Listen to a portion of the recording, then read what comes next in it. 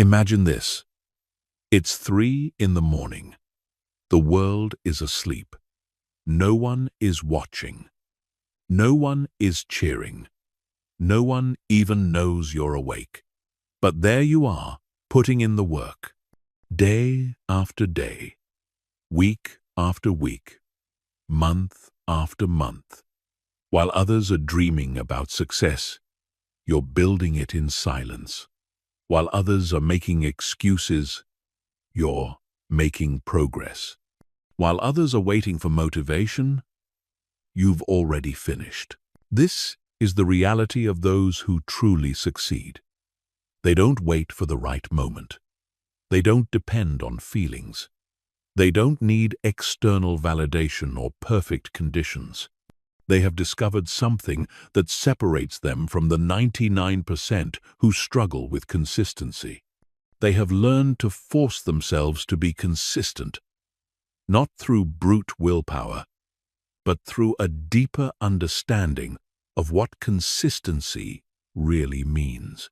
Most people think consistency is about discipline. They think it's about grinding through pain and fighting against their nature. But they're wrong.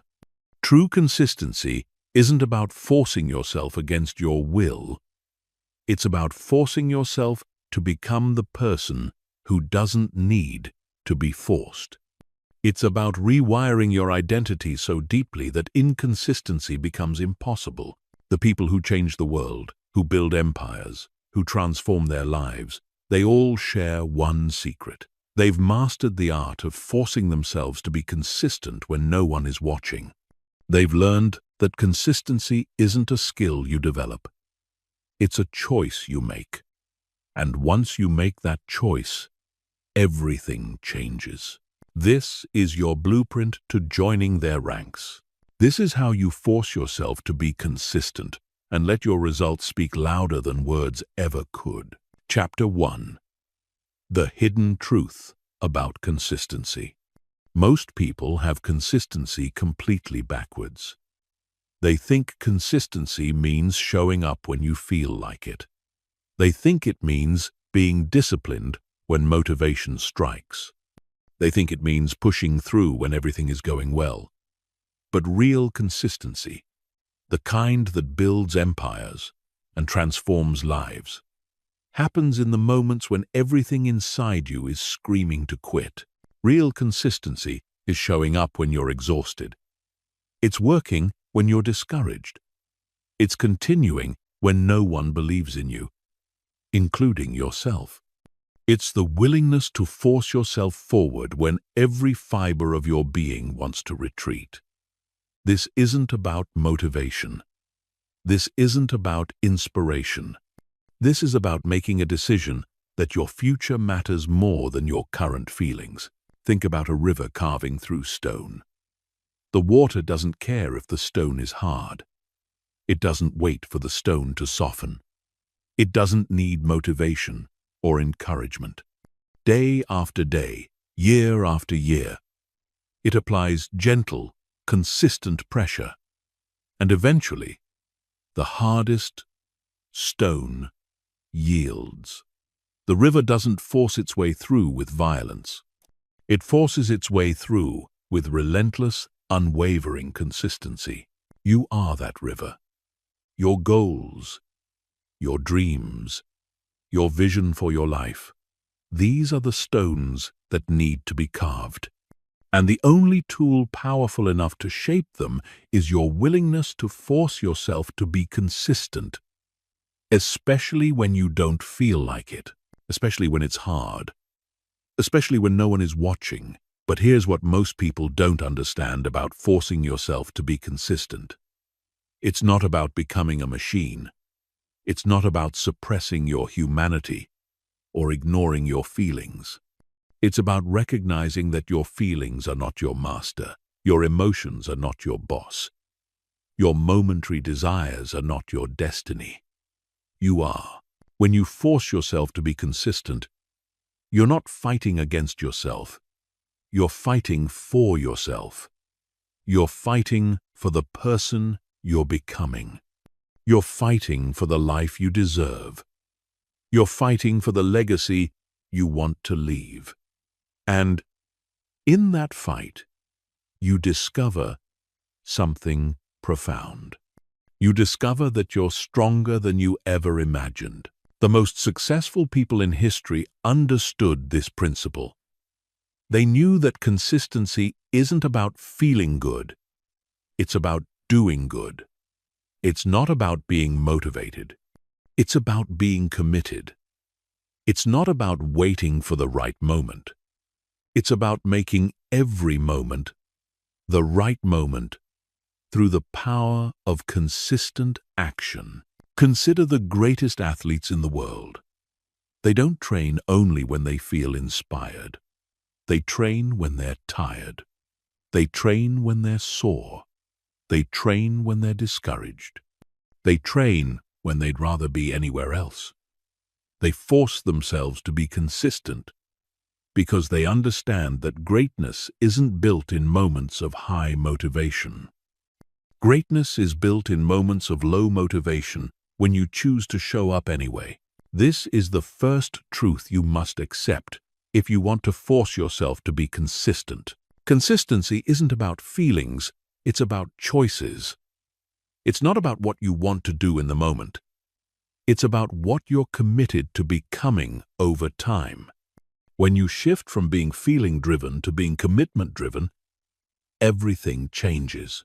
The feeling-driven person waits for inspiration. The commitment-driven person creates it. The feeling-driven person makes excuses. The commitment-driven person makes progress. The feeling-driven person hopes for change. The commitment-driven person forces change through unwavering consistency. But forcing yourself to be consistent requires you to confront some uncomfortable truths about yourself. It requires you to admit that your excuses are just that, excuses. It requires you to acknowledge that your lack of progress isn't because of your circumstances, it's because of your choices. It requires you to take full responsibility for where you are and where you're going. This confrontation with truth is painful, but it's also liberating, because once you accept that you have the power to force yourself to be consistent, you realize you have the power to change everything. You're not a victim of your circumstances. You're not a slave to your feelings. You're not dependent on external motivation. You are the author of your own story, and consistency is your pen. The hidden truth about consistency is that it's not something you find. It's something you create. It's not something that happens to you. It's something you make happen. It's not a gift you're born with. It's a skill you develop through the daily practice of forcing yourself to show up when you don't want to. Every time you force yourself to be consistent when it's hard, you're building a muscle. Every time you choose commitment over comfort, you're strengthening your character. Every time you act in alignment with your goals instead of your feelings, you're becoming the person who deserves the success you're chasing.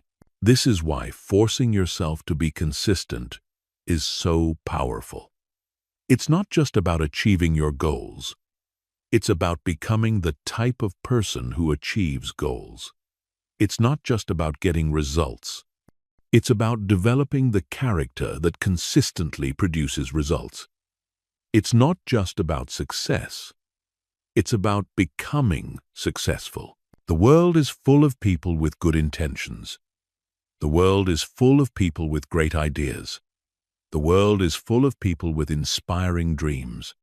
But the world belongs to those who force themselves to be consistent.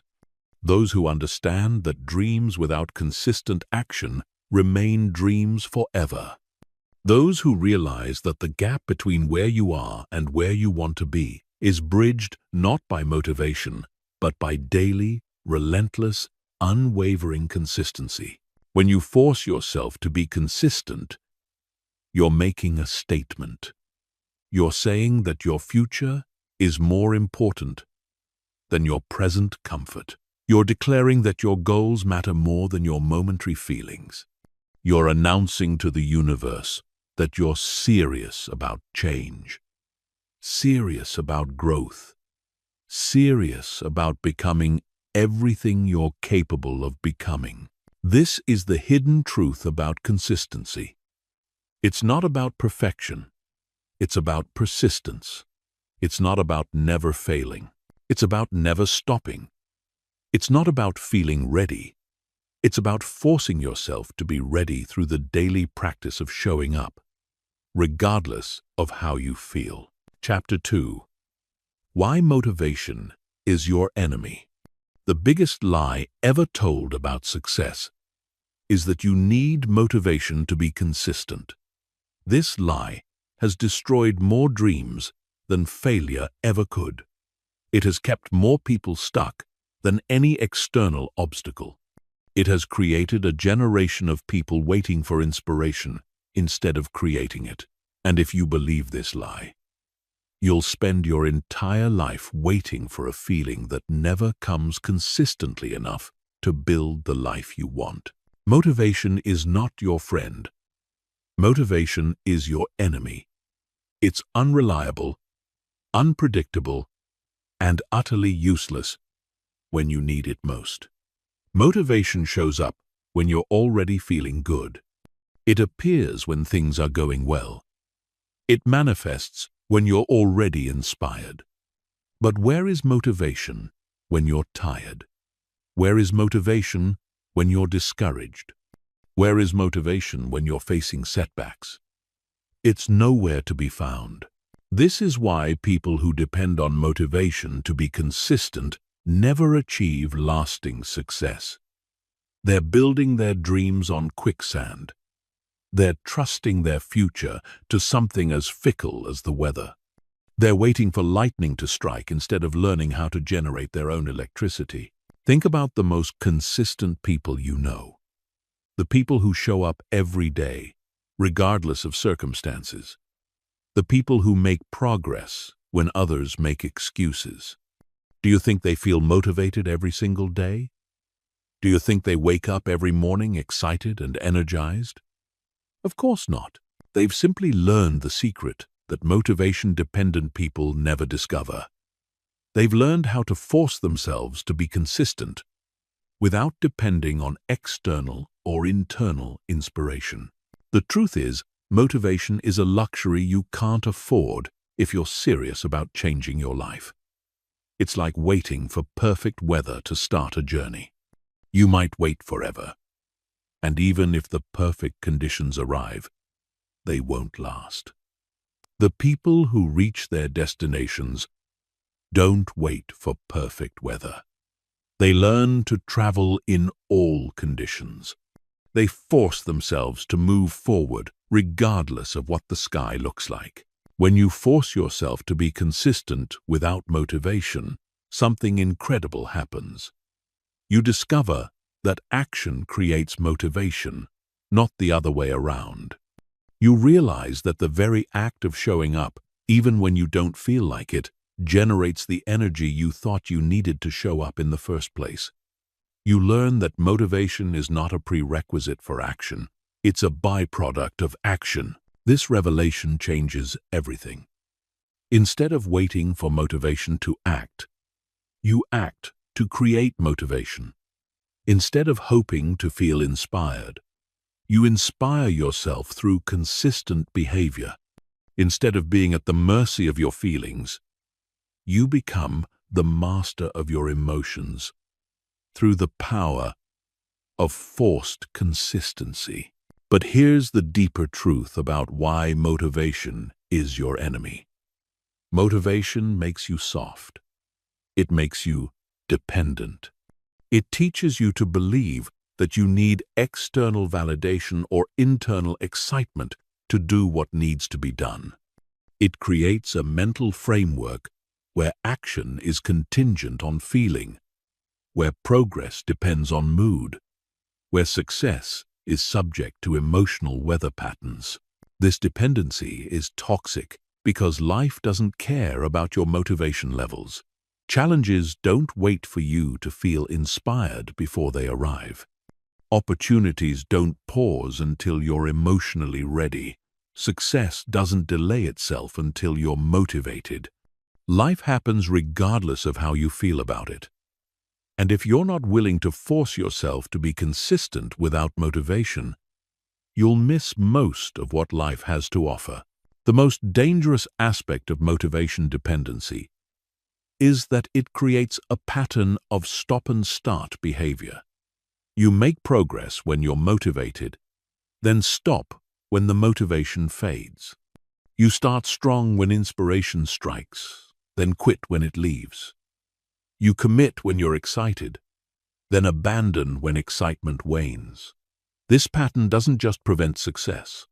It actively destroys it by creating a cycle of inconsistency that becomes harder to break with each repetition. Consider the person trying to build a business. They start with incredible motivation. They work long hours, make sacrifices, push through obstacles. But then reality sets in. The initial excitement fades. The challenges multiply. The progress slows. And because they've built their work ethic on motivation, they begin to struggle. They start making excuses. They begin skipping days. They tell themselves they'll start again when they feel more inspired. And slowly, inevitably, they quit. Now consider the person who understands that motivation is the enemy. They start their business with a different mindset. They expect the motivation to fade. They plan for the excitement to diminish. They know that feelings are temporary, but consistency is what builds lasting success. So when the motivation disappears, they don't panic. They don't stop. They force themselves to continue because they've built their foundation on commitment, not emotion. This is the difference between those who succeed and those who fail. Successful people have learned to divorce action from feeling. They've discovered that forcing yourself to be consistent is not about ignoring your emotions. It's about not being controlled by them. It's about recognizing that your feelings are information, not instructions. They tell you how you're doing, not what you should be doing. When you force yourself to be consistent without motivation, you're training yourself for the real world. Because the real world doesn't provide motivation. The real world provides challenges, obstacles, setbacks, and difficulties. If you can only function when you're motivated, you can only function in artificial, temporary conditions. But if you can force yourself to be consistent regardless of motivation, you can function in any condition life throws at you.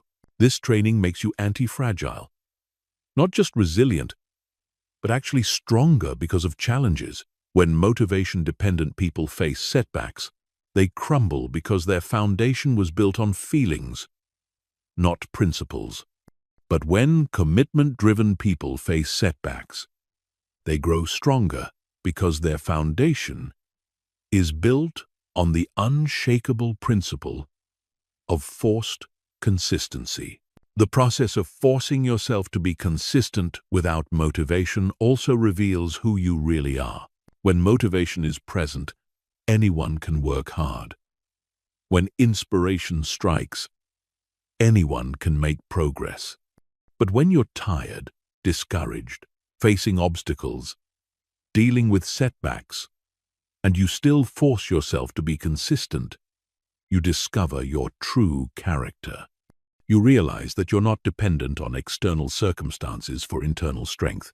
This self-discovery is transformational because it shifts your identity from being someone who needs perfect conditions to someone who creates perfect outcomes, regardless of conditions.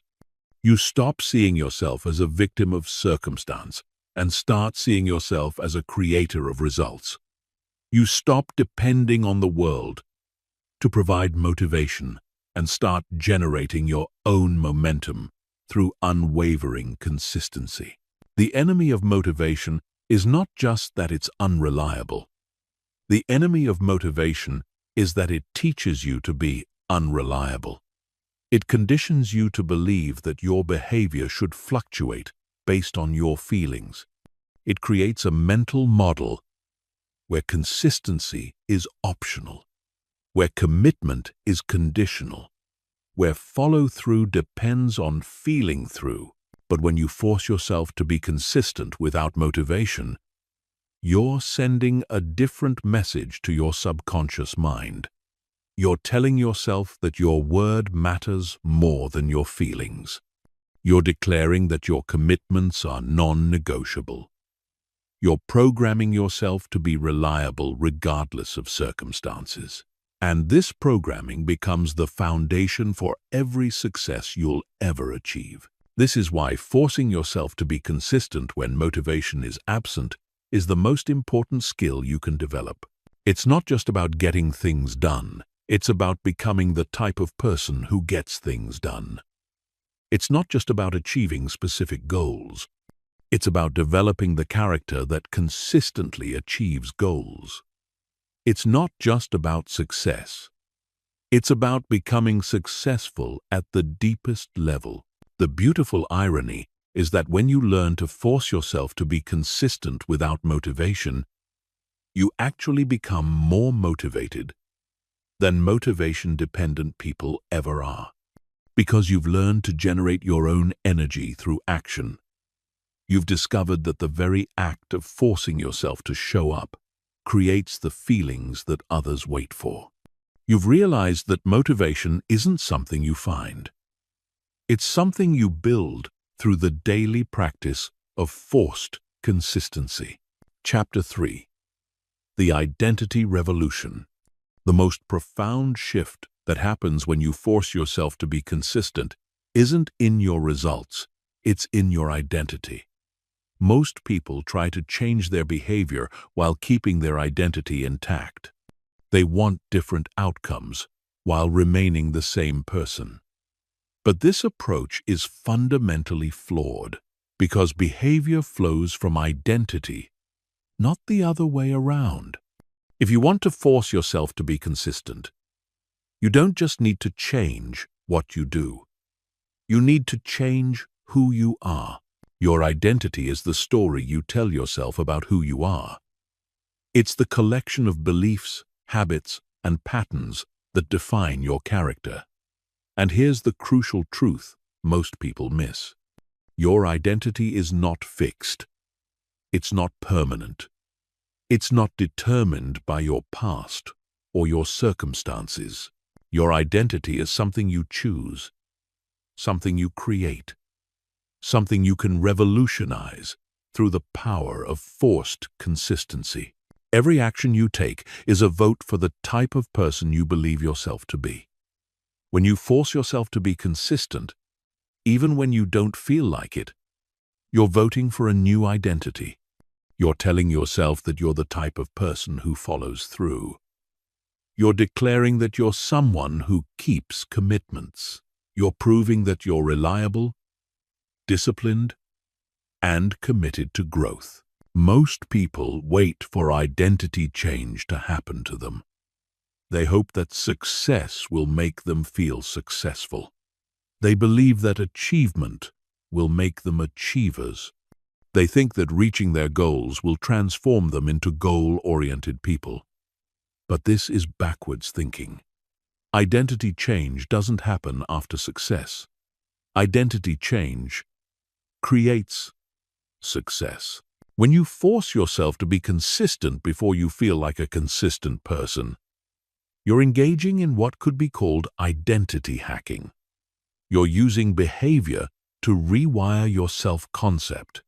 You're using actions to reprogram your beliefs about who you are. And this process is incredibly powerful because it creates a positive feedback loop that accelerates your transformation. Think about someone who sees themselves as lazy. Every time they skip a workout, they're reinforcing that identity. Every time they procrastinate, they're strengthening their belief that they're not disciplined.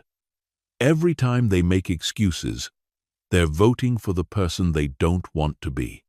Their identity becomes a self-fulfilling prophecy that keeps them stuck in patterns they desperately want to break. But when this same person forces themselves to be consistent, even in small ways, everything begins to change. When they force themselves to work out even when they don't feel like it, they're casting a vote for being disciplined. When they force themselves to complete tasks, even when they want to procrastinate, they're reinforcing an identity of reliability. When they force themselves to show up, even when they want to make excuses, they're becoming the person they want to be. This identity revolution doesn't happen overnight. It happens through the accumulation of small, consistent actions that compound over time. Each time you force yourself to be consistent, you're adding evidence to a new story about who you are. You're building a case for your transformation. You're proving to yourself that you're capable of change, growth, and sustained effort. The most beautiful aspect of this process is that it creates what psychologists call identity momentum.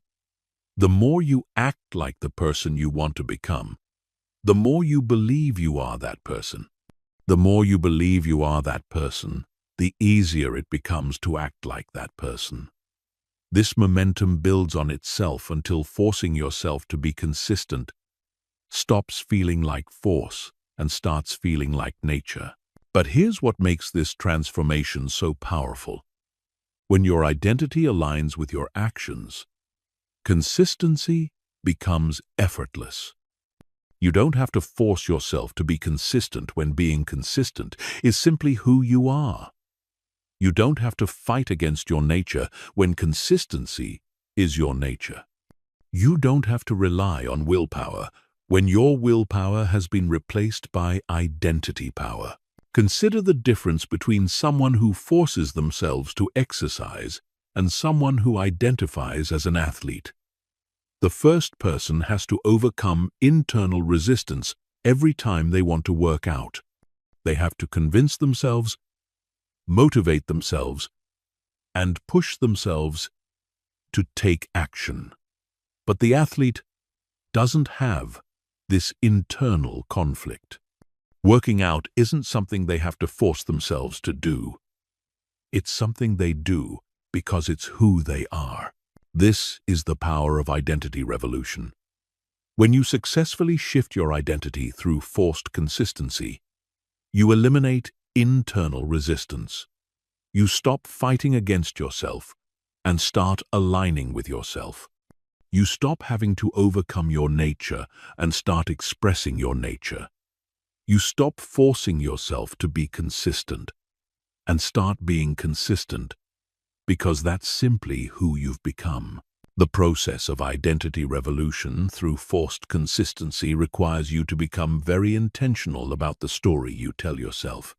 Instead of saying, "I'm trying to be more disciplined," you say, "I am disciplined." Instead of saying, "I'm working on being consistent," you say, "I am consistent." Instead of saying, "I hope to become successful," you say, "I am successful, and my consistency proves it." This might feel artificial at first. It might seem like you're lying to yourself or engaging in positive thinking that's disconnected from reality. But you're not lying. You're leading. You're not denying your current situation. You're creating your future reality. You're not ignoring where you are. You're choosing where you're going. The language you use to describe yourself is incredibly powerful because it shapes your thoughts. And your thoughts shape your actions. And your actions shape your results. When you start speaking about yourself as someone who is already consistent, You begin to think like someone who is consistent, and thinking like a consistent person makes it easier to act like a consistent person. But the identity revolution goes deeper than just changing your self-talk. It requires you to start making decisions from your new identity. Instead of asking, "What would someone like me do?" you ask, "What would a consistently successful person do?" Instead of acting from your current limitations, you act from your future potential. Instead of being constrained by who you've been, you're liberated by who you're becoming. This shift in decision-making is transformational because it breaks you out of old patterns. Your past identity was created by past decisions, and if you keep making decisions from your past identity, you'll keep creating your past reality. But when you start making decisions from your future identity, you begin creating your future reality today. The most profound aspect of the identity revolution is that it changes not just how you see yourself, but how others see you. When you consistently act from your new identity, people begin to respond to you differently. They start treating you like the person you're becoming instead of the person you used to be. This external validation reinforces your internal transformation and accelerates your identity shift. But perhaps the most important element of identity revolution is understanding that it's not about perfection. It's about direction. You don't have to be perfectly consistent to identify as a consistent person. You just have to be more consistent than you were yesterday. You don't have to never fail to identify as successful. You just have to get back up every time you fall. The identity revolution is about becoming someone who forces themselves to be consistent until consistency becomes natural. It's about choosing to act like the person you want to become until acting that way becomes who you are. It's about understanding that identity isn't about where you start. It's about where you're going and your willingness to act from that destination before you arrive. When you undergo this identity revolution, forcing yourself to be consistent stops being a struggle and starts being an expression. It stops being something you have to do and starts being something you get to do. It stops being about discipline and starts being about identity. And when consistency becomes part of your identity, there's no limit to what you can achieve. Chapter 4. The compound effect of forced consistency. There's a moment in every person's journey when they realize that success isn't about making massive changes overnight. It's about making small, seemingly insignificant choices every single day. It's about understanding that forcing yourself to be consistent in tiny ways creates results that appear magical but are actually mathematical. This is the compound effect of forced consistency, and it's the secret that separates those who achieve extraordinary results from those who struggle with ordinary ones. Most people dramatically underestimate the power of small, consistent actions because they don't see immediate results. They force themselves to be consistent for a few days or weeks, don't see dramatic changes, and conclude that their efforts aren't working. But this is like planting a seed and expecting a tree the next day.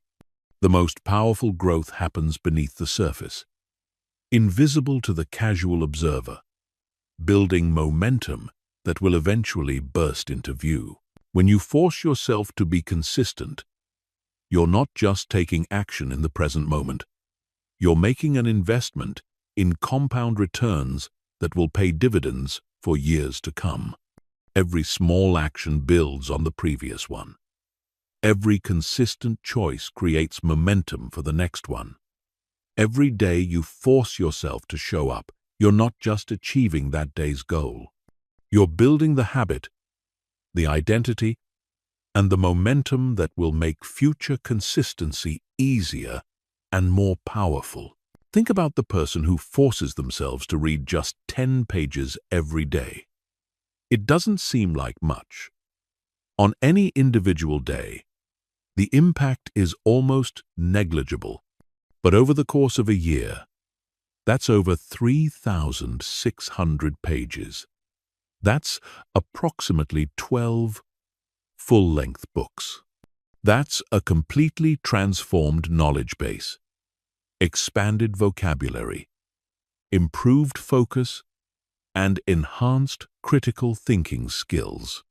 All from the simple act of forcing yourself to be consistent with something that takes less than 20 minutes a day. But the compound effect goes far beyond just the accumulation of small actions. When you force yourself to be consistent, you're also compounding your self-confidence. Every time you keep a commitment to yourself, you're proving that you're trustworthy.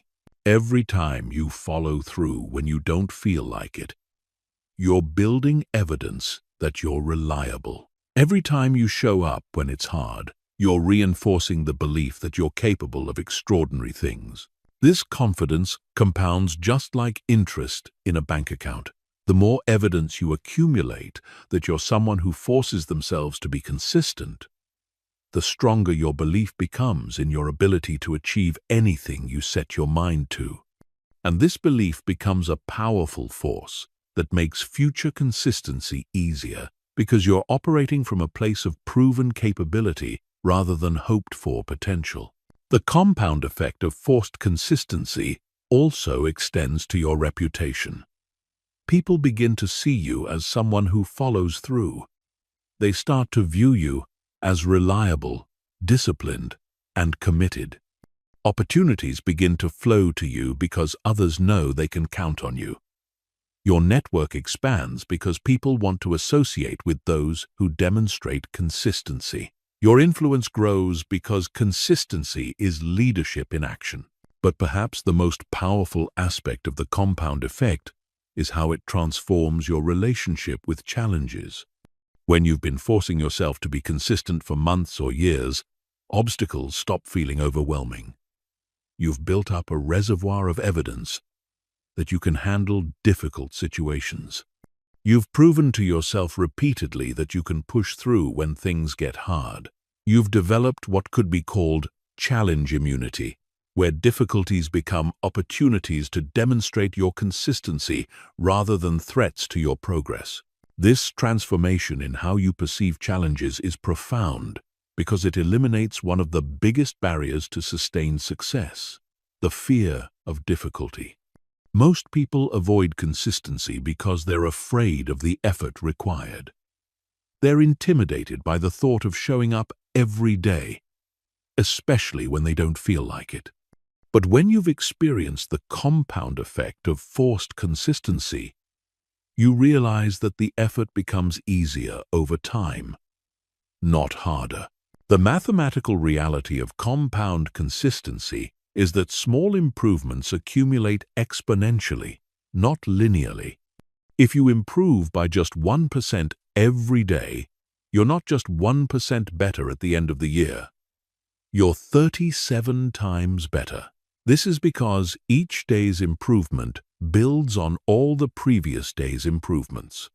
The effect compounds on itself, creating results that seem impossible to those who don't understand the power of consistent, forced action. Consider the athlete who forces themselves to practice just 30 minutes every day. Each individual practice session might produce only marginal improvement, but over months and years, those marginal improvements compound into mastery. The consistency creates muscle memory, improved technique, enhanced endurance, and deep expertise. What started as forced practice becomes natural excellence, and what felt like sacrifice becomes the source of extraordinary capability. The compound effect also works on a neurological level. When you force yourself to be consistent, you're literally rewiring your brain. You're strengthening neural pathways associated with discipline, follow-through, and persistence. You're weakening pathways associated with procrastination, excuses, and giving up. Over time, consistency becomes your brain's default setting rather than something you have to consciously choose. This neurological transformation is why forcing yourself to be consistent gets easier over time rather than harder. Your brain adapts to your behavior patterns. What initially requires conscious effort and willpower eventually becomes automatic and effortless. You've programmed yourself to be consistent at the deepest level, and this programming operates even when you're not consciously thinking about it. But the compound effect of forced consistency extends beyond personal benefits. It creates ripple effects that impact everyone around you.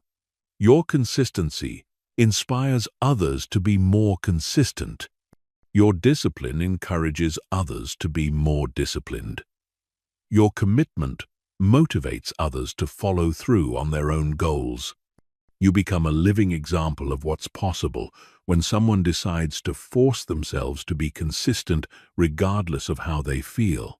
These ripple effects often create opportunities and connections that wouldn't have existed otherwise. People are drawn to consistency because it's rare.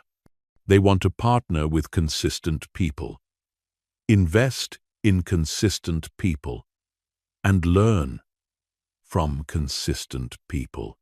Your forced consistency becomes a magnet that attracts resources, relationships, and opportunities that accelerate your progress even further. The most beautiful aspect of the compound effect is that it's available to everyone. It doesn't matter where you start. It doesn't matter what your current situation is. It doesn't matter what mistakes you've made in the past. The compound effect of forced consistency is a universal principle that works for anyone willing to apply it. You simply have to start where you are, with what you have, and commit to showing up consistently over time. The key to maximizing the compound effect is understanding that it requires patience and faith. You have to trust the process even when you can't see the results. You have to believe in the mathematics of consistency even when the evidence isn't yet visible. You have to force yourself to continue even when progress seems slow or non-existent. This is where most people fail.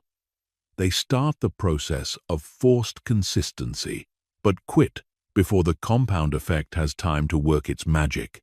They plant the seed, but dig it up before it has time to grow. They begin building momentum, but stop before reaching the tipping point where consistency becomes effortless and results become exponential. But when you persist through this phase, when you continue to force yourself to be consistent even when you can't see immediate results, you enter a realm of possibility that most people never experience. You discover that the compound effect doesn't just improve your results, it transforms your entire life. You become someone who doesn't just achieve goals. You become someone who consistently achieves goals. And that's a completely different way of existing in the world. The compound effect of forced consistency is not just about getting more done. It's about becoming more. It's about transforming from someone who hopes for success into someone who creates success through the steady accumulation of consistent actions over time. And once you've experienced this transformation, you'll never go back to depending on motivation, inspiration, or perfect conditions ever again. Chapter 5. Building systems that force success. The secret to forcing yourself to be consistent isn't willpower. It's systems. Most people try to change their lives through sheer force of will, but willpower is like a muscle that gets tired with use. Systems, on the other hand, are like machines that operate regardless of how you feel. When you build the right systems, consistency becomes automatic, inevitable, and effortless. You stop having to force yourself to be consistent because your systems force consistency for you. A system is simply a repeatable process that produces predictable results. It's a framework that guides your behavior without requiring constant decision-making. It's a structure that makes the right choices easier and the wrong choices harder. When you build systems that force success, you remove the element of choice from consistency. You don't have to decide whether to be consistent. Your systems make consistency the path of least resistance. Think about the most consistent things in your life. You probably brush your teeth every day without thinking about it. You likely shower regularly without internal debate. You probably eat meals at roughly the same times without intense motivation. These behaviors are consistent not because you have incredible willpower, but because you have systems that make them automatic. You've created environmental triggers, established routines, and built habits that guide your behavior without conscious effort. The same principle applies to any area where you want to force yourself to be consistent. Instead of relying on willpower to make the right choices, you create systems that make the right choices inevitable. Instead of depending on motivation to take action, you build structures that guide you toward action, regardless of how you feel. Instead of hoping to remember to be consistent, you create reminders, triggers, and processes that make forgetting impossible. The foundation of any system that forces success is environmental design. Your environment is constantly influencing your behavior, often in ways you don't consciously recognize. When you intentionally design your environment to support consistency, you eliminate the friction that causes most people to quit. You make the behaviors you want easier to perform and the behaviors you want to avoid harder to perform. If you want to force yourself to be consistent with exercise, you don't just rely on willpower to get to the gym. You lay out your workout clothes the night before, so they're the first thing you see in the morning. You pack your gym bag and put it by the door, so you trip over it on your way out.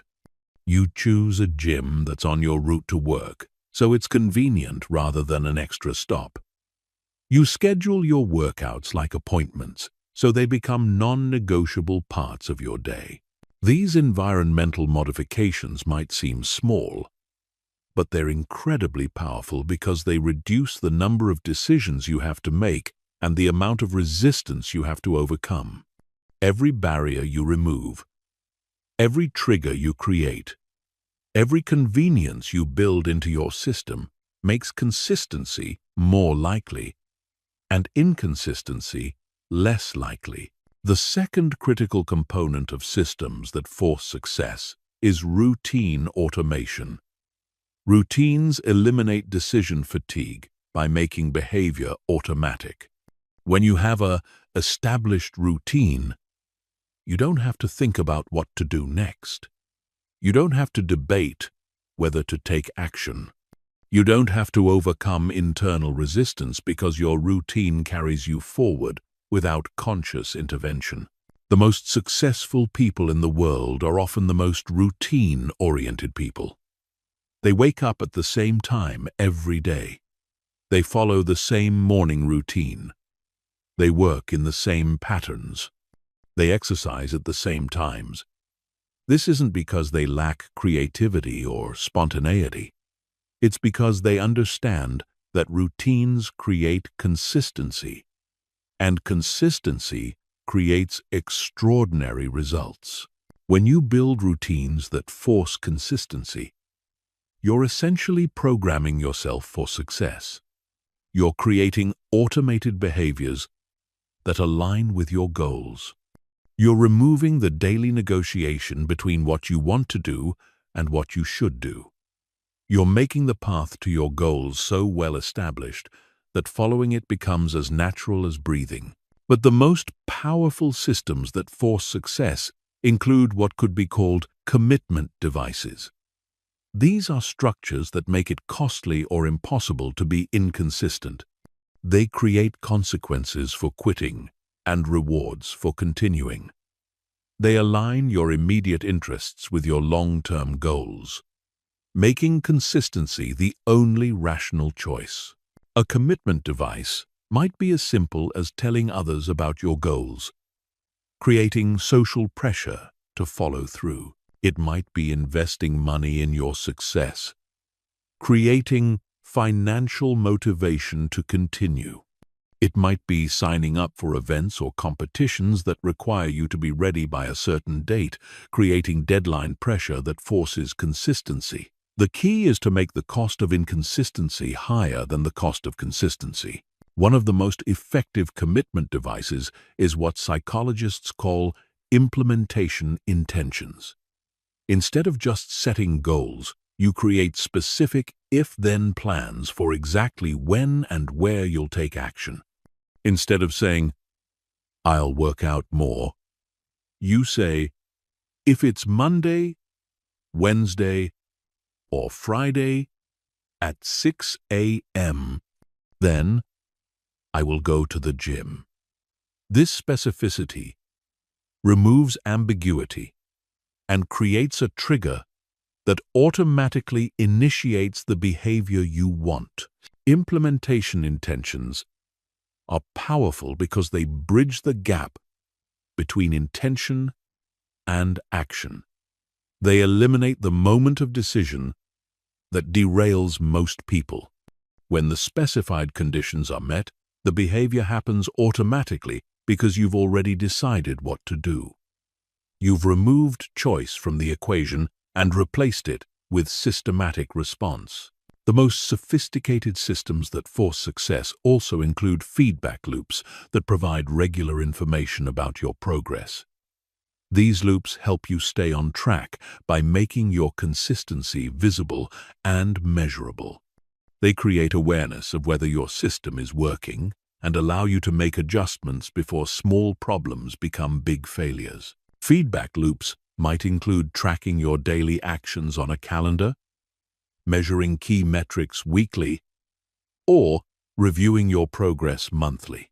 The specific method matters less than the consistency of measurement. The goal is to create visibility into your behavior so you can see patterns, identify obstacles, and celebrate progress. When you can see your consistency, you're more likely to maintain it. But perhaps the most important element of systems that force success is simplicity. Complex systems fail because they require too much mental energy to maintain. Simple systems succeed because they're easy to follow even when willpower is low, motivation is absent, and circumstances are challenging.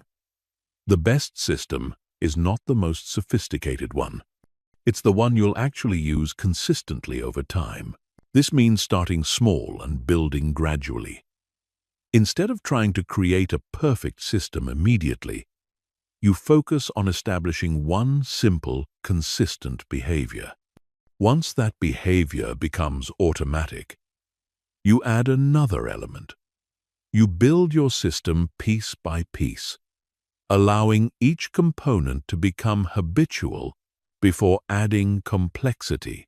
The power of systems that force success is that they work regardless of your personality type, your current situation, or your past failures. They don't require you to become a different person. They just require you to build structures that make your desired behavior easier than your undesired behavior. They transform the challenge of consistency from a matter of willpower into a matter of engineering. When you have systems that force success, consistency stops being a daily struggle and becomes a natural result of your environment, routines, and structures. You don't have to force yourself to be consistent because your systems force consistency for you. You don't have to rely on motivation because your systems operate independently of your feelings. You don't have to depend on willpower because your systems make the right choices automatic. The most beautiful aspect of building systems that force success is that they compound over time. As your systems become more refined and your routines become more automatic, consistency becomes easier and more natural. What started as forced behavior becomes effortless behavior. What began as systematic discipline becomes natural character. What initially required external structure becomes internal strength. This transformation from external systems to internal consistency is the ultimate goal. You build systems that force success until forcing yourself to be consistent becomes unnecessary because consistency has become who you are. The systems don't disappear. They become invisible, operating in the background to support the person you've become through the power of structured, systematic, unavoidable consistency. Chapter 6. The Mental Warfare of Consistency. Every time you force yourself to be consistent, you're engaged in a war. Not a war against external enemies, but a war against the part of your mind that wants to keep you exactly where you are. This part of your mind has a name. It's called resistance. And it's the most sophisticated opponent you'll ever face. It knows your weaknesses, it speaks in your voice, and it has one primary mission: to prevent you from changing. Resistance is not your enemy because it's evil. It's your enemy because it's effective. It has evolved over millions of years to keep you safe, comfortable, and alive. But safety, comfort, and survival are not the same as growth, achievement, and excellence. Resistance doesn't care about your dreams. It cares about keeping you in familiar territory, even if that territory is limiting your potential. When you decide to force yourself to be consistent, resistance immediately activates. It whispers that you can start tomorrow. It reminds you of past failures. It magnifies every obstacle and minimizes every opportunity. It makes the couch more comfortable and the gym more intimidating. It turns simple tasks into mountains and important goals into impossibilities. The mistake most people make is trying to eliminate resistance. They think that successful people don't experience these internal battles. They believe that consistent people have somehow overcome the voice that says quit, rest, delay, avoid. But this is fundamentally wrong. Successful people experience just as much resistance as unsuccessful people. The difference is they've learned to work with resistance instead of being paralyzed by it. Understanding resistance is the first step to defeating it. Resistance is not a character flaw. It's a feature of human psychology. It's not a sign of weakness. It's evidence that you're attempting something meaningful. The stronger the resistance, the more important the thing you're avoiding. Resistance is actually a compass pointing toward what you most need to do. When you force yourself to be consistent despite resistance, you're not just accomplishing tasks. You're training your mind to function under pressure. You're teaching yourself that feelings are not facts and thoughts are not commands. You're developing the mental strength to act in alignment with your goals, regardless of what your internal weather looks like. The most dangerous form of resistance is rationalization. This is when your mind creates seemingly logical reasons to avoid consistency. It tells you that you need to wait for better circumstances. It convinces you that inconsistency is actually strategic. It makes procrastination feel like planning, and avoidance feel like preparation. These rationalizations are seductive because they contain elements of truth. Maybe you could benefit from better planning. Perhaps waiting might create better conditions. But resistance uses these partial truths to create complete lies. It takes reasonable concerns and amplifies them into paralysis. It transforms legitimate considerations into illegitimate delays. The antidote to rationalization is simplicity. When you complicate your approach to consistency, you create more opportunities for resistance to interfere. But when you keep your commitment simple and clear, resistance has fewer places to hide. Instead of elaborate plans that can be questioned, you create straightforward commitments that can only be kept or broken. Another weapon resistance uses is perfectionism. It tells you that if you can't do something perfectly, you shouldn't do it at all. It makes you believe that inconsistent progress is worthless progress. It convinces you that missing one day means you've failed completely. This all-or-nothing thinking is designed to make you quit at the first sign of imperfection. But forcing yourself to be consistent is not about perfection. It's about persistence. It's not about never falling down. It's about always getting back up. When you understand this, perfectionism loses its power to paralyze you.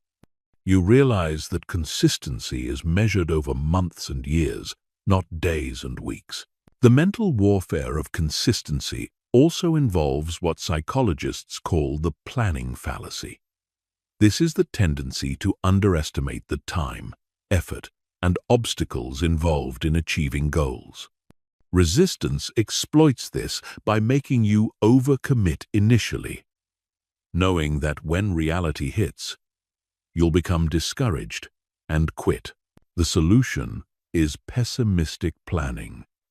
Instead of estimating how long something will take, double it. Instead of assuming everything will go smoothly, plan for obstacles. Instead of expecting motivation to carry you through, prepare for the days when motivation is nowhere to be found. When you plan for difficulty, resistance can't use surprise and disappointment to derail your consistency. Perhaps the most sophisticated strategy resistance employs is disguising itself as logic. It tells you that consistency is overrated. It points to successful people who seem inconsistent. It argues that flexibility is more important than rigidity. It makes inconsistency sound like wisdom and consistency sound like stubbornness. But this logic is flawed because it confuses tactics with strategy. Successful people might be flexible in their methods, but they're incredibly consistent in their commitment to their goals. They might change how they pursue success, but they never stop pursuing it.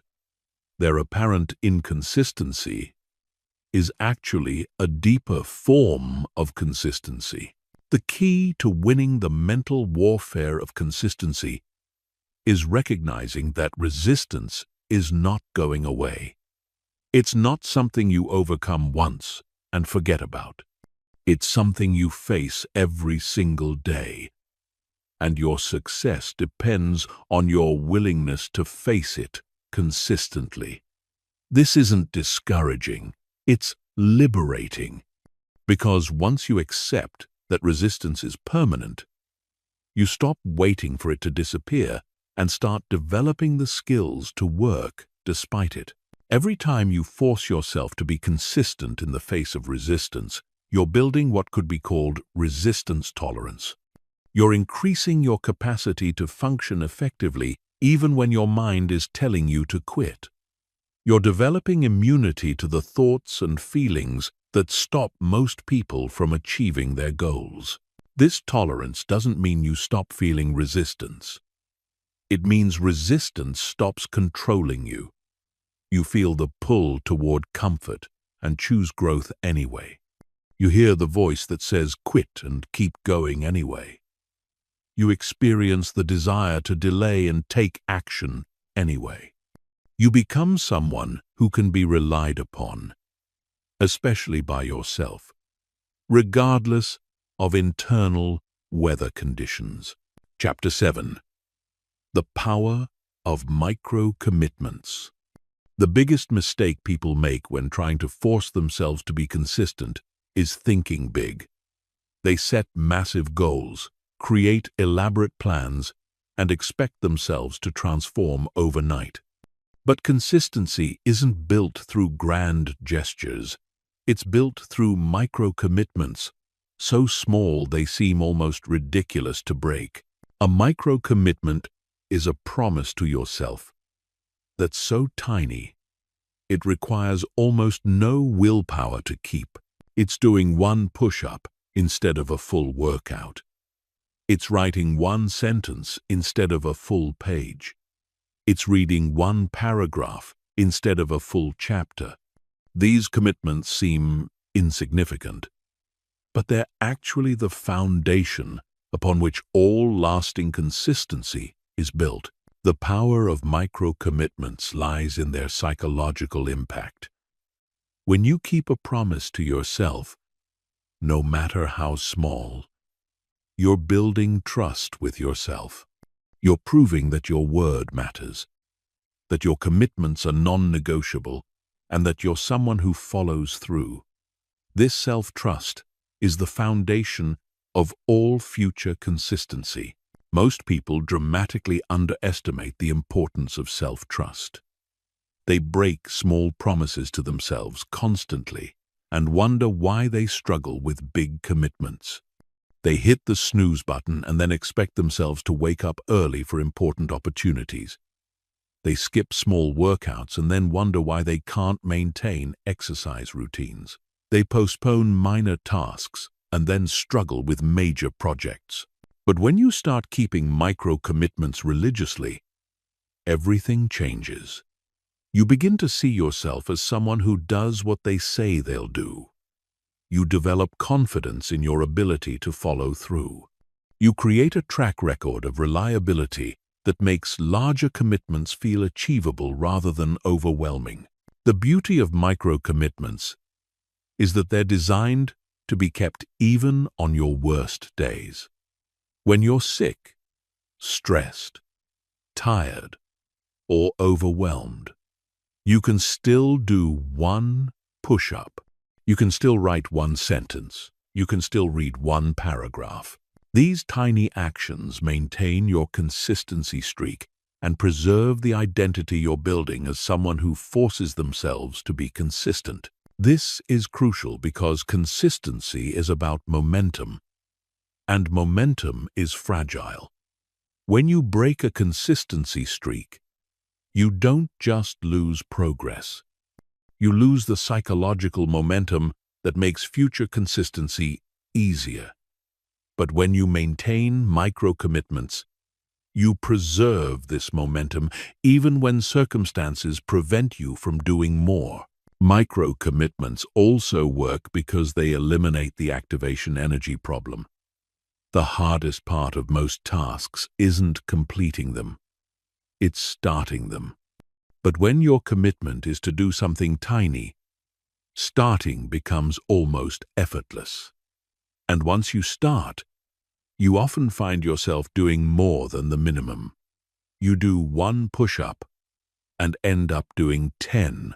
You write one sentence and end up writing a paragraph. This phenomenon, known as the Zeigarnik effect, happens because our brains have a natural tendency to complete tasks once they're started. The micro-commitment gets you over the activation energy hump, and natural momentum carries you forward. You're not forcing yourself to do more. You're allowing yourself to do more. But the real power of micro-commitments becomes apparent over time. Each tiny action compounds with the others. One push-up becomes a habit of daily movement. One sentence becomes a habit of daily writing. One paragraph becomes a habit of daily learning. These habits create the foundation for larger achievements, without the resistance that comes with trying to change everything at once. Micro-commitments also serve as a testing ground for your consistency systems. If you can't maintain a commitment to do one push-up every day, you definitely can't maintain a commitment to a full workout routine. But if you can maintain micro-commitments consistently, you have proof that your systems work and evidence that larger commitments are achievable. The key to effective micro-commitments is making them ridiculously small. Your ego will want to make them larger because tiny commitments don't feel significant. But significance isn't the goal. Consistency is the goal. And consistency is built through actions so small that resistance can't organize against them effectively. When you force yourself to honor micro-commitments, you're training your brain to associate commitment keeping with ease rather than struggle. You're programming yourself to see follow-through as natural rather than exceptional. You're building neural pathways that make consistency feel automatic rather than forced. This training is incredibly valuable because it prepares you for larger challenges. When you've proven to yourself that you can keep small commitments consistently, you develop confidence in your ability to keep larger commitments. You have evidence that you're reliable, disciplined, and trustworthy. This evidence makes forcing yourself to be consistent feel less like force and more like character expression. The most successful people understand this principle intuitively. They don't rely on motivation to keep massive commitments. They build systems of micro-commitments that create unstoppable momentum toward their goals. They understand that consistency isn't about doing everything perfectly. It's about doing something imperfectly, but persistently. Micro-commitments also serve as insurance against perfectionism. When your only requirement is to do something tiny, you can't use perfectionism as an excuse to avoid action. You can't tell yourself that you need perfect conditions to do one push-up. You can't argue that you need more time to write one sentence. The commitment is so small that excuses become obviously ridiculous. This elimination of excuses is powerful because excuses are the primary tool resistance uses to prevent consistency. When you remove the ability to rationalize inaction, you remove resistance's most effective weapon. You force yourself to either keep your commitment or consciously choose to break it. And most people, when faced with this clear choice, choose to keep the commitment because breaking it feels unnecessarily self-destructive. The compound effect of micro-commitments creates what could be called consistency momentum. Each small action builds energy for the next action. Each kept commitment increases your capacity for future commitments. Each tiny success creates appetite for larger successes. This momentum eventually reaches a tipping point where consistency becomes self-sustaining rather than self-forcing. Chapter 8. Handling setbacks without breaking. The moment you commit to forcing yourself to be consistent, life will test you. Not because the universe is against you, but because setbacks are an inevitable part of any meaningful journey. The difference between those who succeed and those who fail isn't whether they experience setbacks, it's how they respond to them. Learning to handle setbacks without breaking isn't just about resilience. It's about understanding that setbacks are actually opportunities to strengthen your consistency muscle. Most people treat setbacks as evidence that they're not cut out for consistency. They miss one workout and conclude they're not athletic. They skip one day of their routine and decide they lack discipline. They encounter one obstacle and determine their goals are unrealistic.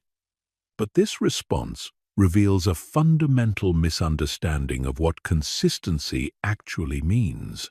Consistency isn't about perfection. It's about resilience. It's not about never falling down. It's about always getting back up. It's not about avoiding setbacks. It's about recovering from them quickly and completely. When you understand this, setbacks stop being threats to your consistency and start being opportunities to demonstrate it. The key to handling setbacks without breaking is preparation. You have to expect them before they happen. You have to plan for them before they arrive. You have to build recovery strategies before you need them. This isn't pessimism. It's realism. And this realism makes you anti-fragile rather than just resilient. When setbacks surprise you, they can derail your consistency for weeks or months. But when you expect them, they become just another part of the process. You're not shocked by their arrival. You're not discouraged by their presence. You're not defeated by their impact. You're simply implementing your pre-planned response and getting back on track. The first step in setback preparation is understanding the different types of setbacks you'll face. External setbacks are things that happen to you. Illness, emergencies, unexpected obligations, and environmental changes. Internal setbacks are things that happen within you. Loss of motivation, emotional turbulence, mental fatigue, and decision paralysis. Both types are inevitable, but they require different response strategies. For external setbacks, the solution is flexibility within structure. You maintain your commitment to consistency while adapting your methods to current circumstances. If you can't go to the gym because it's closed, you work out at home. If you can't write your usual amount because of interruptions, you write less, but you still write. The method changes, but the commitment remains. For internal setbacks, the solution is action despite feeling. You don't wait for motivation to return. You don't postpone action until you feel better. You force yourself to take small actions that rebuild momentum. You might not feel like doing a full workout, but you do something. You might not feel like writing, but you write one sentence. Action creates the very feelings you think you need to have before taking action. The most dangerous response to setbacks is what psychologists call the "what the hell" effect. This happens when people use one failure as justification for complete abandonment. They miss one workout and stop exercising entirely. They break their diet once and eat poorly for weeks. They miss one day of their routine and abandon the routine completely. This response is dangerous because it treats consistency as binary rather than cumulative. It assumes that one mistake erases all previous progress. But consistency isn't about maintaining a perfect streak. It's about maintaining a strong average. Missing one day out of 30 is still 97% consistency. Missing 2 days out of 30 is still 93% consistency. These are extraordinary success rates, not failures. The antidote to the "what the hell" effect is the bounce-back rule. This rule states that when you miss one day, you absolutely cannot miss the next day. When you break your consistency once, you must force yourself to resume immediately. You don't allow one mistake to become two mistakes. You don't permit one exception to become a pattern. This rule is powerful because it prevents single setbacks from becoming consistency breaks. It treats each day as independent rather than dependent on previous days. It allows you to maintain high consistency rates even when perfect consistency is impossible. Most importantly, it preserves the identity and momentum that make future consistency easier.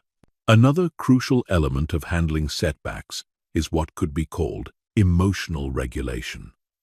Setbacks often trigger negative emotions like guilt, shame, frustration, and disappointment. These emotions are natural, but they're also dangerous because they can create downward spirals that destroy consistency entirely. The key is to feel these emotions without being controlled by them. You acknowledge the disappointment without letting it dictate your actions.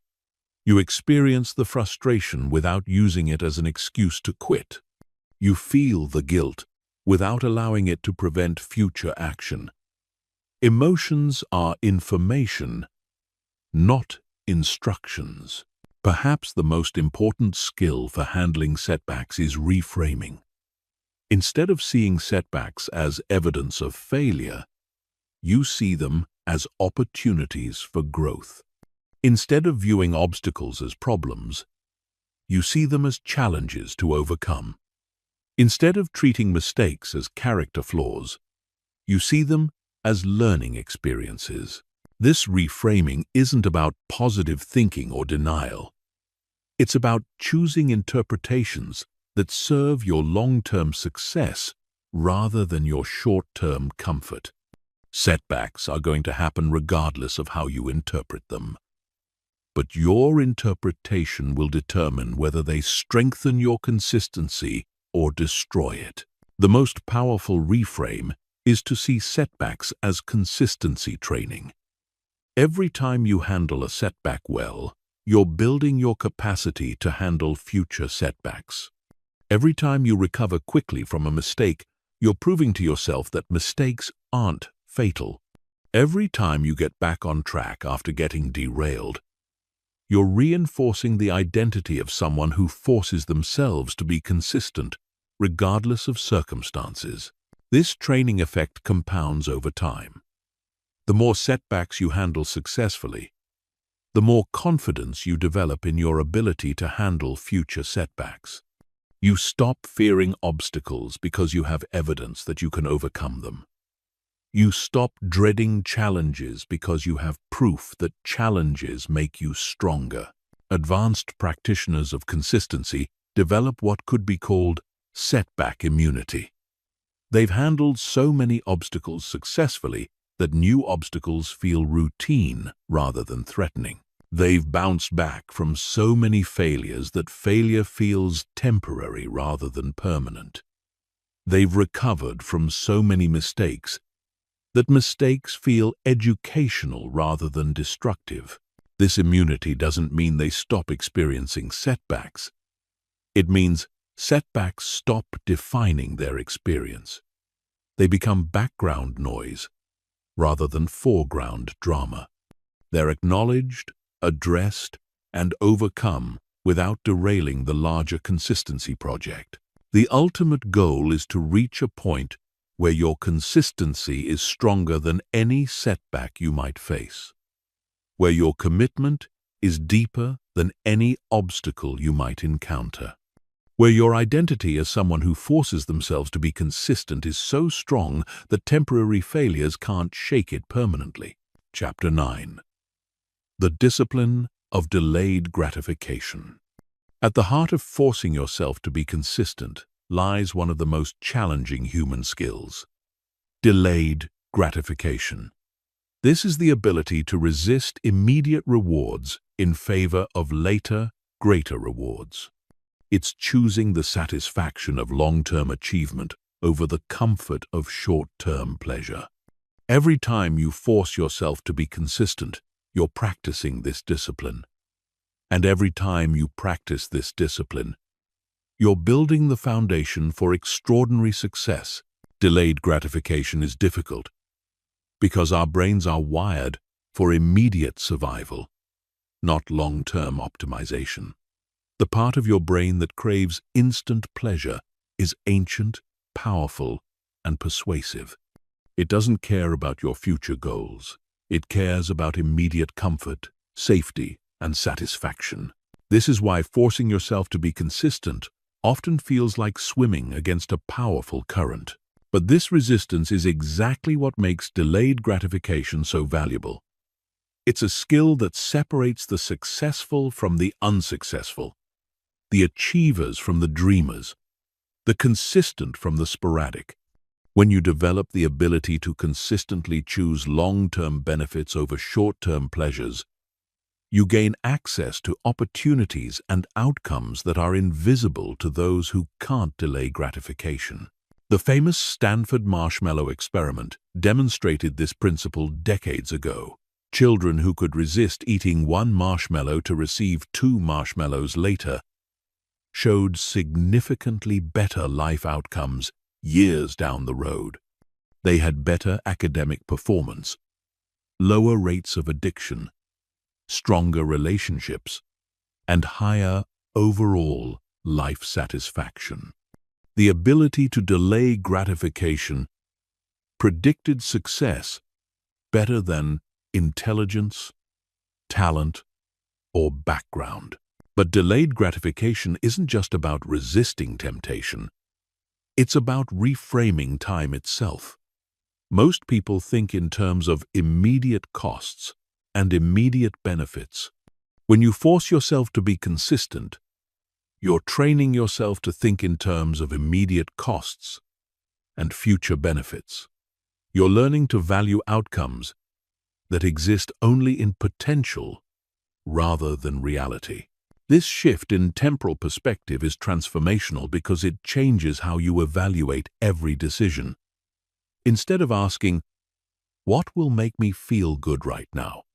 you ask, "What will make me glad I did this a year from now?" Instead of optimizing for immediate comfort, you optimize for long-term satisfaction. Instead of choosing what's easy, you choose what's effective. The discipline of delayed gratification becomes easier when you understand the mathematics of compounding. Small sacrifices made consistently over time create exponentially larger rewards than large indulgences enjoyed sporadically. The daily choice to work instead of rest compounds into expertise. The daily choice to save instead of spend compounds into wealth. The daily choice to grow instead of comfort compounds into transformation. But perhaps the most important aspect of delayed gratification is its impact on identity. When you consistently choose long-term benefits over short-term pleasures, you're not just changing your outcomes, you're changing who you are. You become someone who values substance over satisfaction, growth over comfort, achievement over entertainment. This identity shift makes future delayed gratification easier because it aligns with who you've become. The challenge is that delayed gratification requires you to believe in rewards you can't yet see. You have to have faith that your consistent efforts will eventually pay off. You have to trust that your sacrifices are investments rather than losses.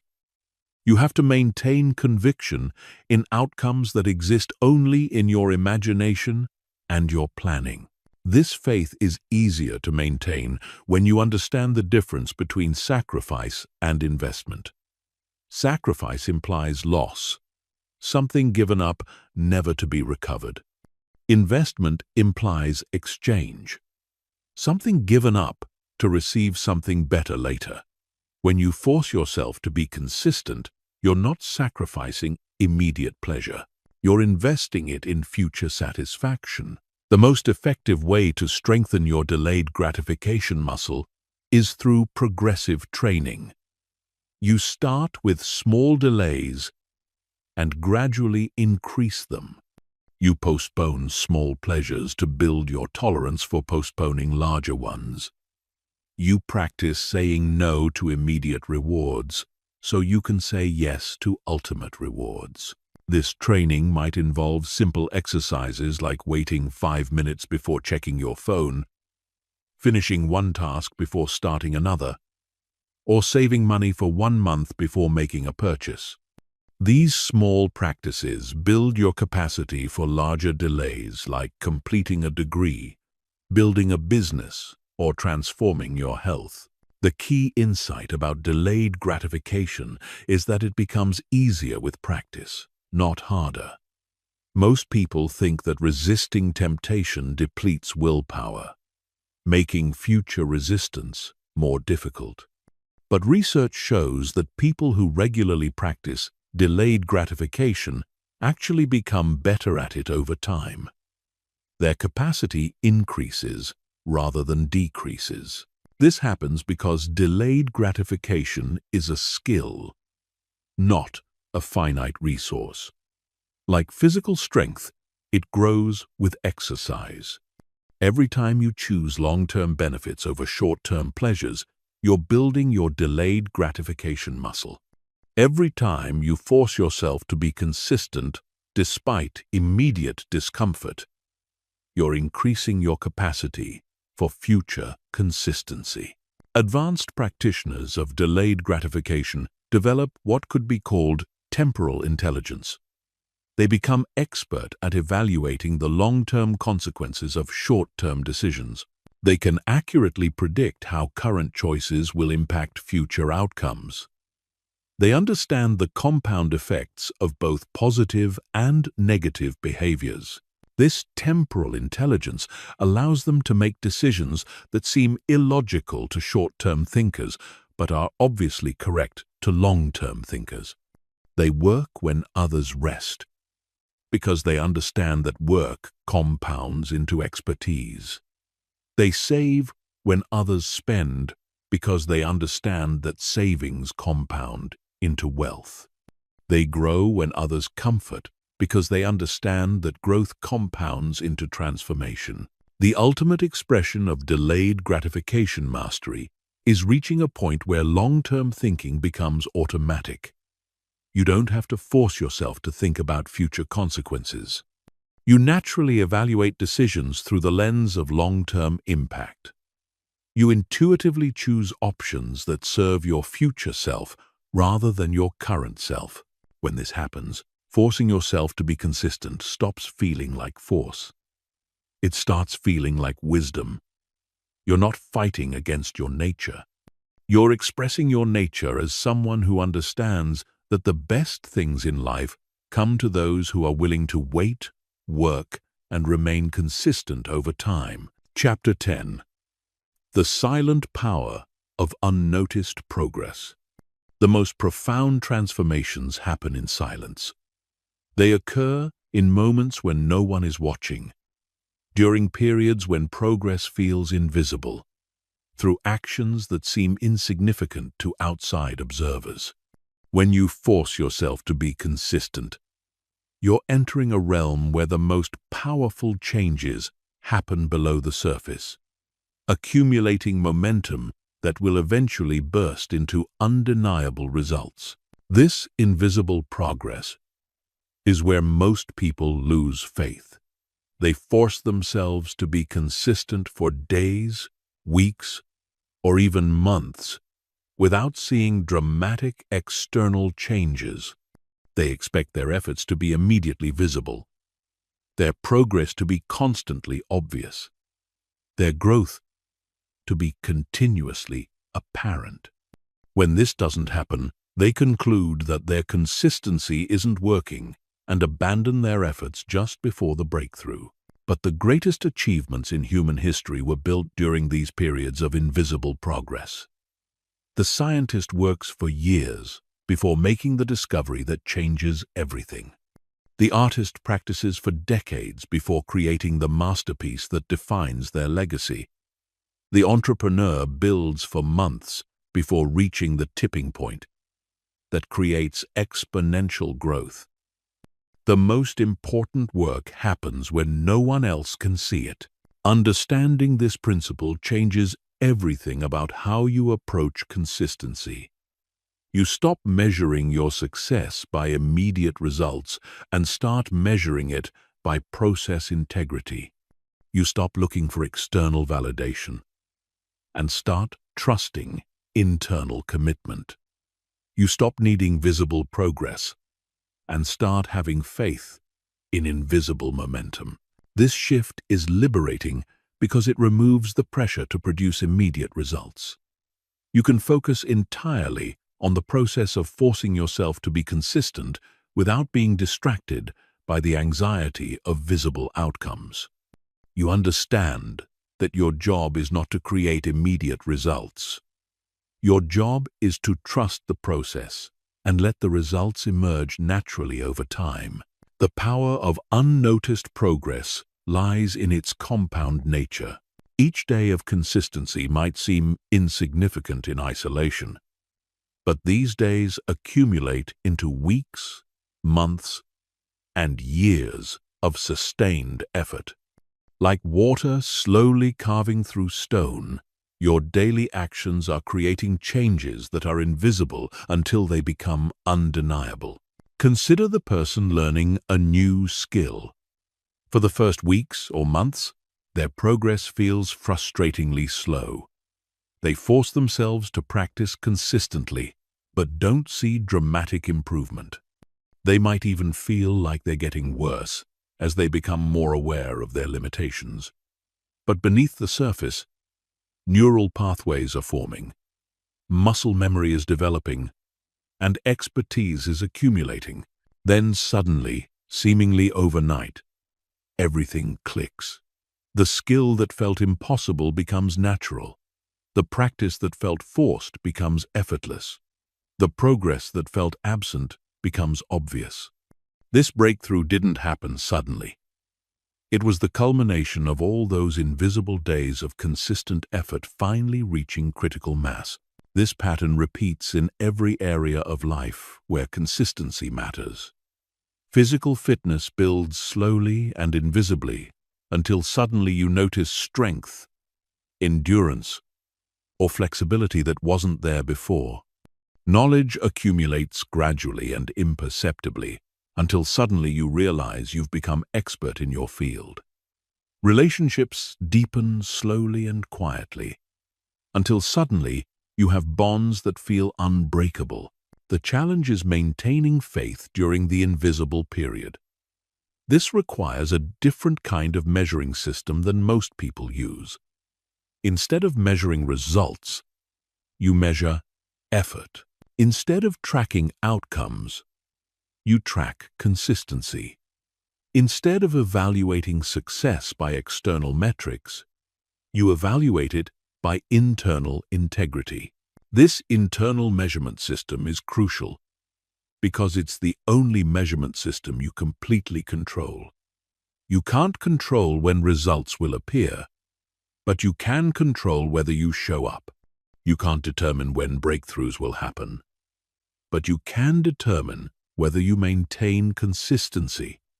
You can't guarantee external outcomes, but you can guarantee internal commitment.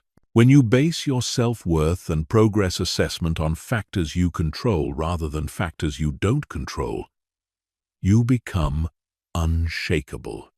External circumstances can't derail your confidence because your confidence is based on your behavior, not your results. Setbacks can't destroy your momentum because your momentum is based on your consistency, not your success rate. The silent power of unnoticed progress also protects you from the dangers of early success. When progress is visible and dramatic, it's easy to become overconfident and reduce effort.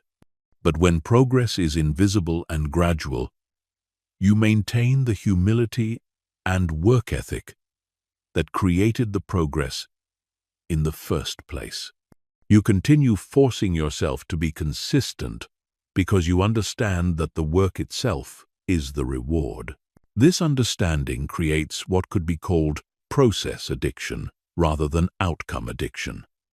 You become addicted to the daily practice of consistency rather than the sporadic experience of success. You find satisfaction in showing up rather than just in achieving. You derive energy from effort rather than just from results. Process addiction is sustainable in a way that outcome addiction never can be. Outcomes are intermittent and unpredictable, but process is daily and dependable. When you're addicted to the process of forcing yourself to be consistent, you never run out of opportunities for satisfaction. Every day provides another chance to experience the deep fulfillment that comes from honoring your commitments, regardless of external feedback. The most sophisticated practitioners of consistency learn to find evidence of progress in places others don't think to look. They measure their growing capacity to handle difficulty. They track their increasing ability to work without motivation. They notice their expanding tolerance for delayed gratification. They celebrate their deepening commitment to long-term thinking. These internal metrics are often more important than external metrics because they predict future external success. The person who is building consistency muscle is building the foundation for all future achievements.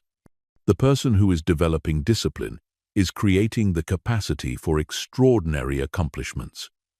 The person who is strengthening commitment is establishing the character that produces lasting results. Perhaps the most beautiful aspect of unnoticed progress is that it creates what could be called earned confidence. This is different from borrowed confidence, which comes from external validation, or false confidence, which comes from self-deception. Earned confidence comes from the accumulated evidence of your own reliability, your own capability, your own willingness to force yourself to be consistent regardless of circumstances. This earned confidence is unshakable because it's based on behavioral evidence rather than emotional conviction. You know you can handle challenges because you've handled them before. You know you can maintain consistency because you've maintained it before. You know you can achieve your goals because you've proven your willingness to do what achievement requires. When you understand the silent power of unnoticed progress, you stop needing external recognition for your efforts. You stop requiring immediate feedback for your actions. You stop demanding visible results for your consistency. You find deep satisfaction in the knowledge that you're building something significant, even if no one else can see it yet. This inner satisfaction sustains you through the inevitable periods when motivation is low, when obstacles are high, and when progress feels non-existent. You continue forcing yourself to be consistent, not because you see dramatic results, but because you understand that the most powerful results are being created in the silence, in the darkness, in the spaces between effort and achievement where real transformation occurs. Chapter 11. The Transformation Point. There comes a moment in every consistency journey when forcing yourself stops feeling like force. When showing up stops requiring willpower. When consistency stops being something you do and starts being something you are. This is the transformation point. And reaching it is the ultimate goal of anyone who commits to forcing themselves to be consistent over time. The transformation point doesn't announce itself with fanfare. It arrives quietly, almost imperceptibly. One day you realize that you're no longer fighting against yourself to maintain your commitments. You're not wrestling with resistance every morning. You're not negotiating with yourself about whether to show up. You simply show up because that's who you've become. This transformation is profound because it represents a fundamental shift in your relationship with consistency. In the beginning, consistency feels external, something imposed upon your natural inclinations. But after crossing the transformation point, consistency feels internal, something that flows from your deepest identity. You don't force yourself to be consistent because you don't need to force yourself anymore. Most people never reach this point because they quit during what could be called the grinding phase. This is the period between starting your consistency journey and reaching the transformation point. During this phase, every day requires conscious effort. Every action demands willpower. Every commitment feels like a battle between your current self and your future self. The grinding phase is where discipline is built, where character is forged, where the foundation for transformation is laid. But it's also where most people lose faith because the effort feels disproportionate to the visible results. They're putting in maximum effort for minimum obvious return, not understanding that they're actually building the momentum that will eventually make effort feel effortless. The length of the grinding phase varies by person and by goal, but it typically lasts much longer than people expect. Research suggests that habit formation takes anywhere from 18 days to 254 days, with an average of 66 days. But true transformation, the kind that makes forcing yourself unnecessary, often takes much longer because it involves deeper changes than just behavioral habit formation. During the grinding phase, you're not just building habits, you're rewiring neural pathways, reshaping identity, accumulating momentum, developing systems, and strengthening the psychological muscles that make consistency sustainable. These changes happen slowly and often invisibly, which is why the grinding phase tests your faith more than your ability. The key to surviving the grinding phase is understanding that it's temporary. The effort you're putting in now is an investment in a future where that same effort won't be required. You're working hard now, so you won't have to work as hard later. You're forcing yourself to be consistent now, so that consistency becomes natural later. Signs that you're approaching the transformation point include noticing that consistency requires less conscious effort, feeling uncomfortable when you miss your commitments, finding that your routines feel natural rather than forced, and experiencing genuine satisfaction from the process rather than just the results. These indicators suggest that the internal changes are reaching critical mass. The transformation point represents the moment when your new identity fully integrates. The person who forces themselves to be consistent becomes the person who is naturally consistent. The external discipline becomes internal character. The imposed structure becomes genuine preference.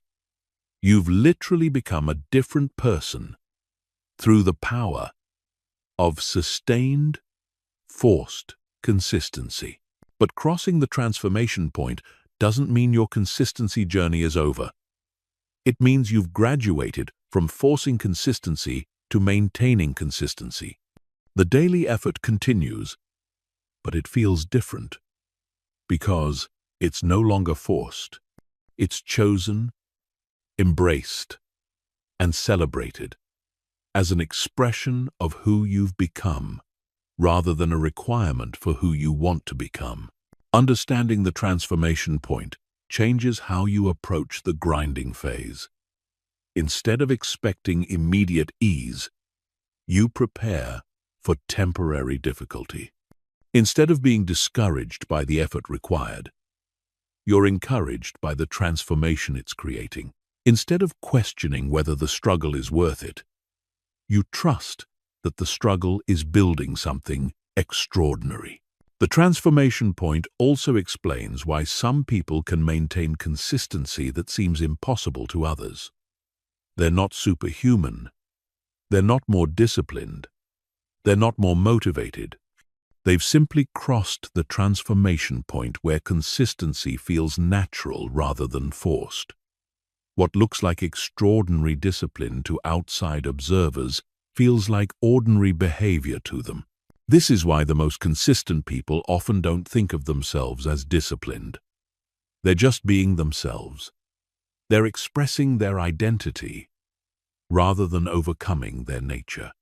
They've reached the point where forcing themselves to be consistent has transformed them into people who don't need to be forced. Chapter 12. Beyond individual success. When you master the art of forcing yourself to be consistent, something unexpected happens. Your transformation extends beyond personal achievement into something larger and more meaningful. You become a force for positive change in the lives of others. not through preaching or teaching, but through the simple power of example. Your consistency becomes a beacon that guides others toward their own transformation. This ripple effect happens naturally because consistency is rare and magnetic. In a world where most people struggle with follow-through, someone who consistently does what they say they'll do stands out dramatically. People notice. They're inspired. They start to believe that maybe they too can force themselves to be consistent and create meaningful change in their lives. Your influence begins in your immediate circle. Family members see your commitment and start questioning their own excuses. Friends observe your discipline and begin to reevaluate their priorities. Colleagues witness your reliability and start to raise their own standards. Without saying a word about consistency, you're teaching everyone around you what's possible when someone commits to forcing themselves to show up, regardless of circumstances. This silent leadership is the most powerful form of influence because it's based on action rather than words. You're not telling people to be consistent. You're showing them what consistency looks like. You're not convincing them to change. You're demonstrating that change is possible. You're not motivating them to be better. You're proving that being better is achievable through simple, sustained effort. But the impact extends beyond inspiration. Your consistency creates opportunities for others to be consistent too. When you show up reliably, others can depend on you, which makes it easier for them to show up reliably as well. When you maintain high standards, others feel permission to maintain high standards too. When you refuse to make excuses, others find it harder to justify their own excuses.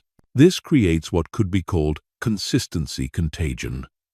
Not the forced spreading of behavior, but the natural attraction to excellence that happens when someone demonstrates what's possible through sustained effort.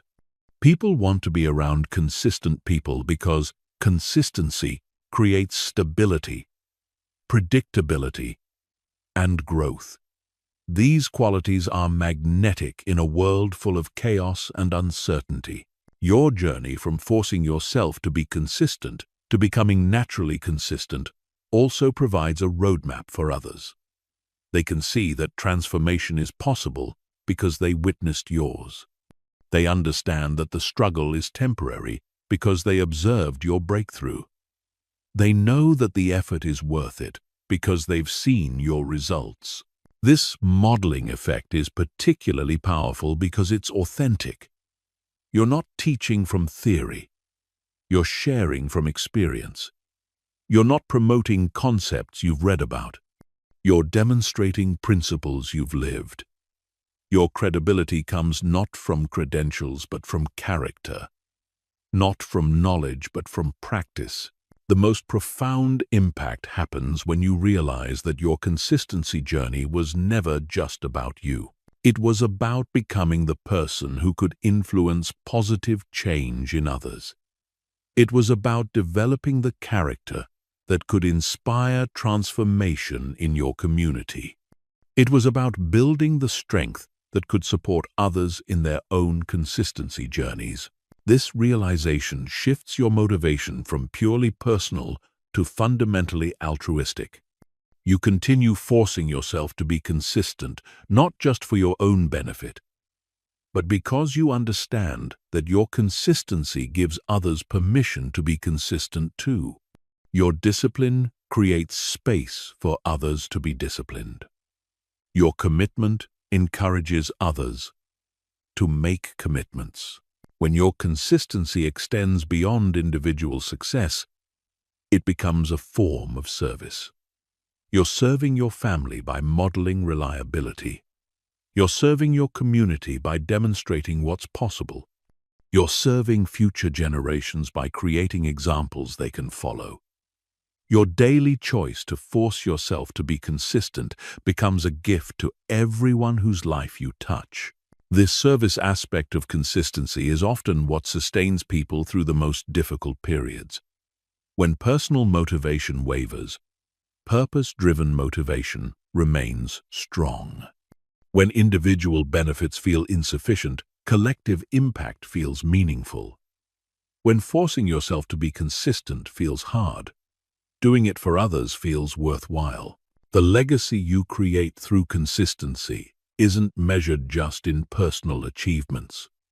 It's measured in the number of people who found courage to change because they witnessed your transformation. It's calculated in the lives that improved because someone demonstrated that improvement was possible. It's valued in the potential that was unleashed because you showed others what sustained effort could accomplish. This understanding transforms the grinding phase from a period of self-focused struggle into a period of character development that will serve others. Every day you force yourself to be consistent.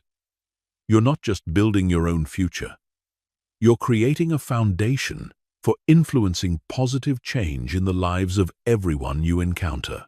When you reach this level of understanding, forcing yourself to be consistent stops being about personal discipline and starts being about contribution. You maintain your commitments, not just because they serve your goals, but because they serve a larger purpose. You show up not just for yourself, but for everyone who needs an example of what's possible when someone refuses to quit.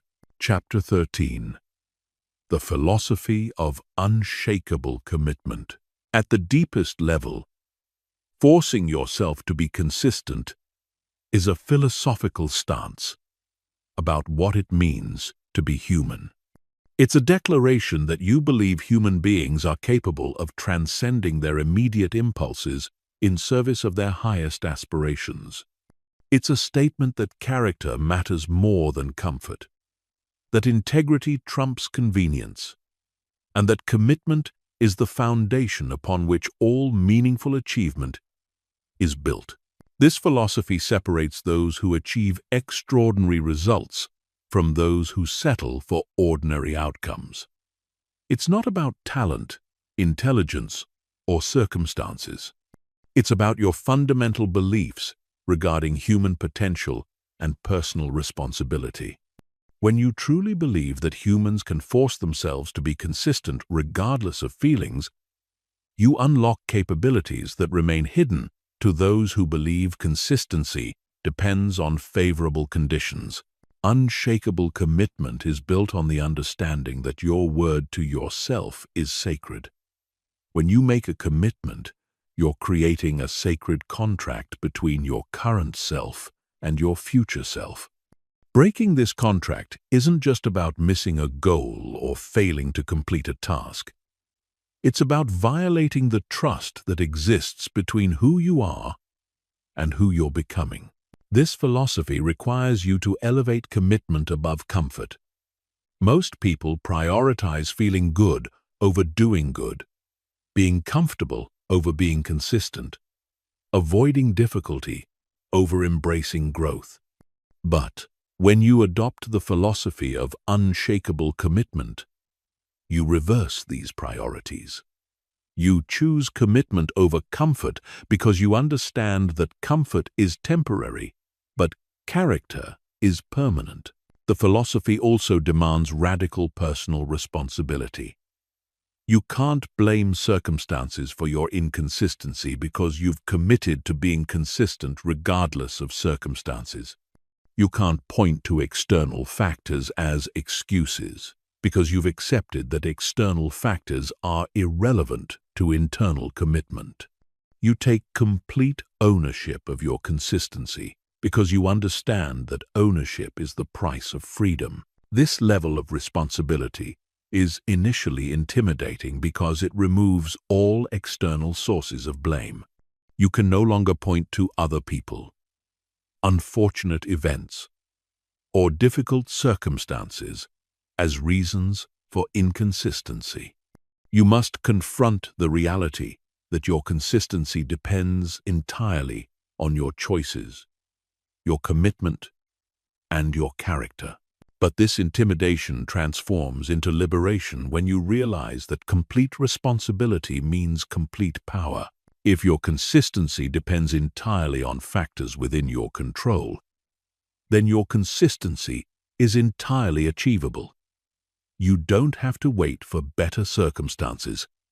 You don't have to hope for external support. You don't have to depend on favorable conditions. You simply have to choose.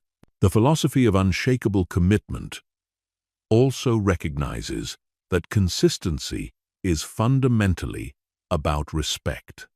Respect for your future self. Respect for your goals. Respect for your potential. And respect for the process of growth and achievement. When you force yourself to be consistent, you're honoring these relationships and acknowledging their importance in your life. This respect extends to understanding that your commitments are not suggestions or preferences. They're non-negotiable promises that define your integrity. When you say you'll do something, you'll do it, regardless of how you feel when the time comes to act. This isn't rigidity, it's reliability. It's not stubbornness, it's strength. The philosophy also embraces the paradox that forcing yourself leads to freedom. By constraining your behavior through consistent commitments, you actually expand your possibilities. By limiting your choices in the moment, you maximize your options in the future. By accepting the discipline of consistency, you create the freedom that comes from achieved goals and realized potential. This paradox is difficult for many people to understand because they equate freedom with the absence of constraints. But true freedom isn't the ability to do whatever you want in the moment. True freedom is the capability to create the life you actually want through sustained, consistent effort over time. Understanding this paradox changes your relationship with discipline entirely.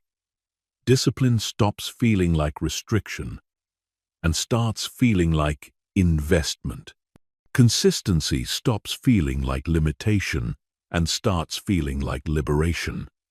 Forcing yourself stops feeling like oppression and starts feeling like empowerment.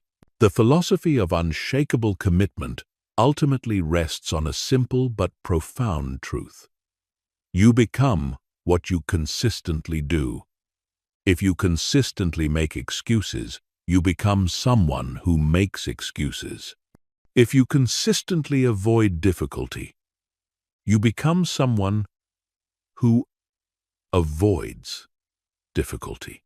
But if you consistently force yourself to honor your commitments, you become someone who can be absolutely trusted, especially by yourself. This transformation of identity through consistent action is the ultimate expression of human potential. It demonstrates that we are not prisoners of our circumstances, slaves to our impulses, or victims of our conditioning. We are architects of our own character, capable of designing and building the person we want to become through the daily practice of unshakable commitment. When you fully embrace this philosophy, forcing yourself to be consistent stops feeling like an external requirement and starts feeling like an internal expression. You're not forcing yourself because you have to. You're forcing yourself because it's who you are. You're not being consistent to achieve specific goals. You're being consistent because consistency is the highest expression of your values and your potential. Chapter 14. The Mastery of Self-Reliance. The ultimate destination of learning to force yourself to be consistent is complete self-reliance. Not the isolation that comes from rejecting help or the arrogance that comes from believing you need no one, but the deep confidence that comes from knowing you can depend on yourself, regardless of external circumstances.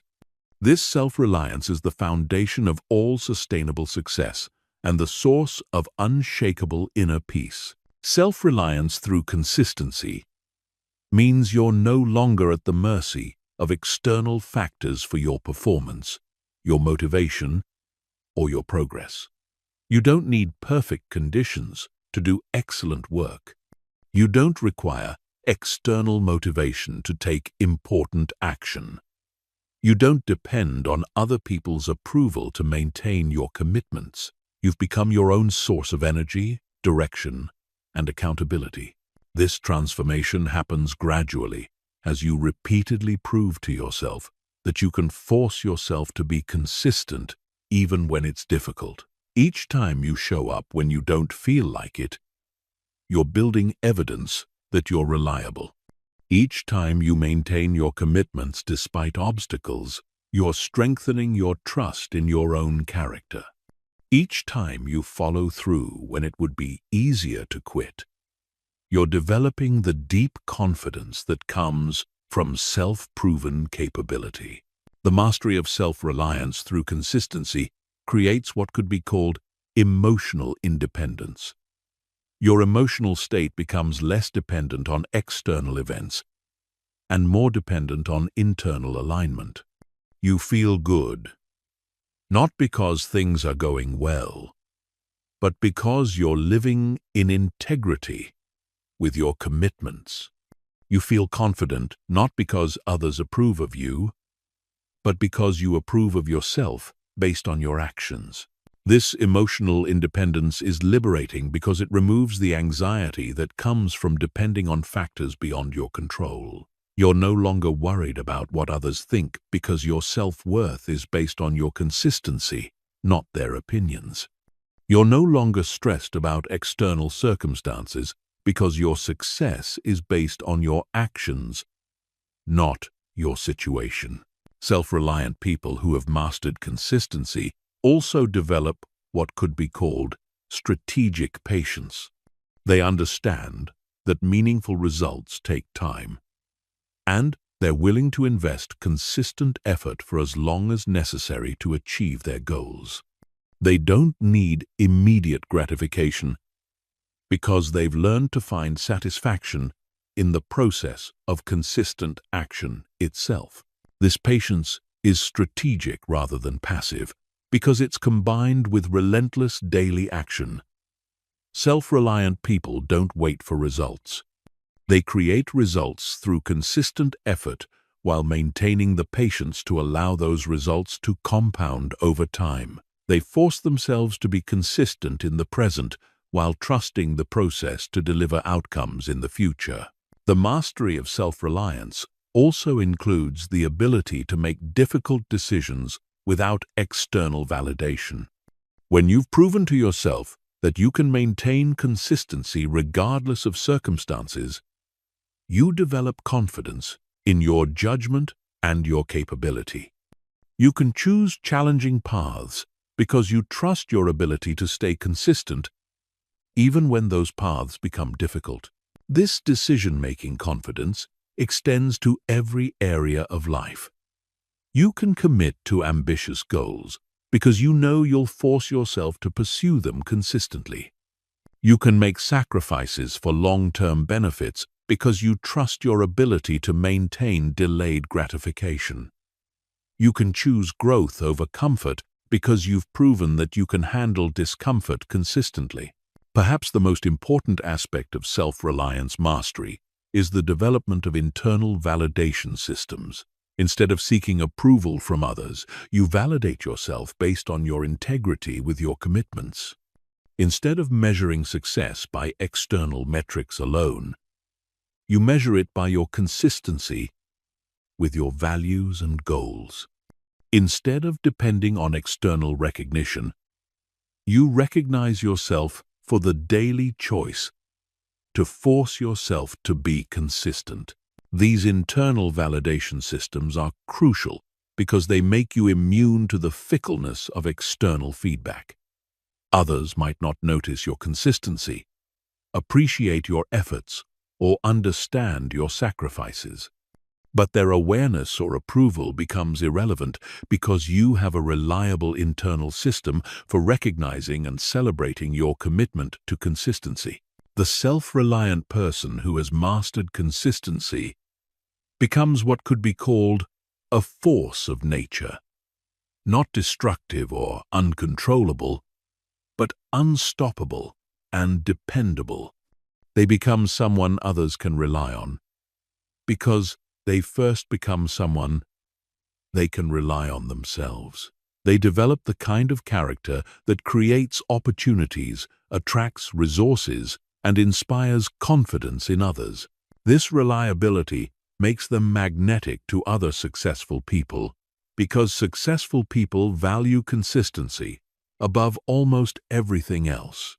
They want to partner with people who will follow through, invest in people who will persist, and associate with people who will honor their commitments.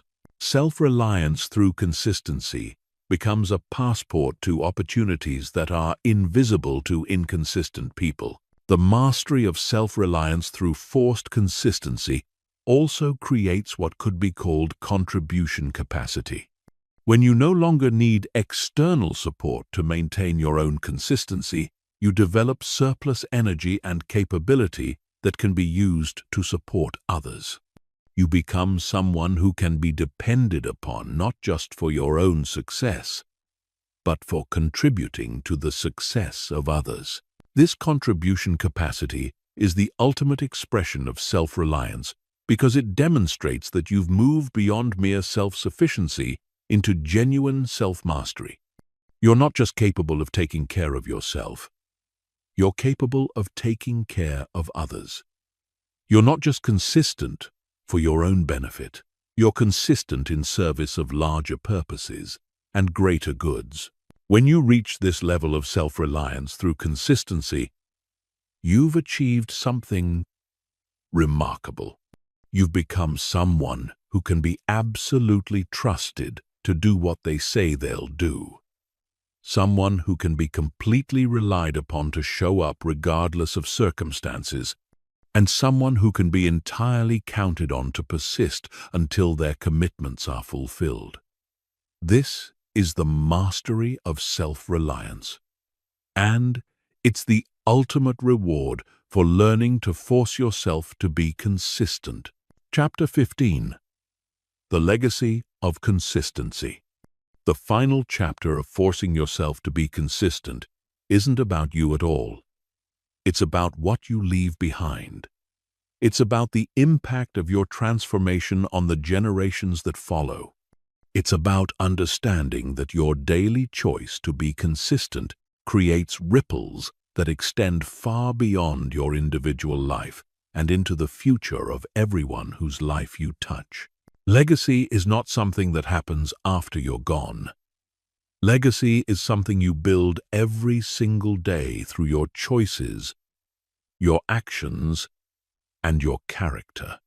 Every time you force yourself to be consistent when it would be easier to quit, you're not just changing your life.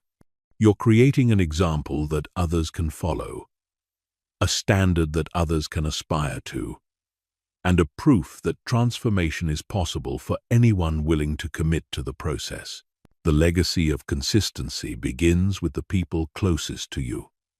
Your family members observe your transformation and begin to believe that they too can change. Your children see your commitment and learn that promises matter, that goals are achievable, and that character is built through daily choices. Your friends witness your discipline and start to question their own excuses and limitations. This modeling effect extends through generations because character traits are often inherited not genetically, but culturally. Children who grow up watching consistent parents are more likely to become consistent adults. Students who learn from consistent teachers are more likely to develop consistent habits. Employees who work for consistent leaders are more likely to demonstrate consistent performance. Your legacy of consistency also influences your professional sphere. Colleagues who work with you learn what reliability looks like. Clients who depend on you discover what trustworthiness means. Partners who collaborate with you experience what genuine commitment feels like. You become a standard of excellence that raises the expectations and performance of everyone in your professional network. But the most profound aspect of the legacy you create through consistency is how it changes the narrative about what's possible. In a world where most people struggle with follow-through, where excuses are common and commitment is rare, your example becomes proof that human beings can transcend their limitations through sustained effort. You become living evidence that transformation is achievable, not just theoretically, but practically. This narrative change is crucial because it gives others permission to attempt their own transformations. When people see someone they know personally force themselves to be consistent and achieve remarkable results, it becomes real to them in a way that distant examples or theoretical possibilities never could. You make the extraordinary feel achievable because you've achieved it yourself. The legacy of consistency also includes the systems, processes, and wisdom you develop during your transformation journey. The methods you create for forcing yourself to be consistent become tools that others can adapt and use. The insights you gain about human psychology, habit formation, and character development become knowledge that can be shared and applied by others facing similar challenges. Perhaps most importantly, your legacy includes the expansion of what people believe is possible for themselves. When you demonstrate that someone can force themselves to be consistent despite difficulties, despite setbacks, despite all the normal human tendencies toward comfort and convenience, you expand the horizon of possibility for everyone who witnesses your journey. This expansion is not just inspirational, it's educational. People learn from your example that consistency is a choice, not a talent. They discover that discipline can be developed, not just inherited. They understand that character can be built, not just hoped for. These lessons become part of their knowledge base and inform their own attempts at transformation. The legacy of consistency is also built through the specific achievements that your consistency makes possible. The business you build through consistent effort creates jobs for others. The health you maintain through consistent habits extends your ability to serve others. The skills you develop through consistent practice enable you to contribute more effectively to your community. These achievements are important not just for their immediate impact, but for their demonstration effect. They show others what becomes possible when someone commits to forcing themselves to be consistent over time.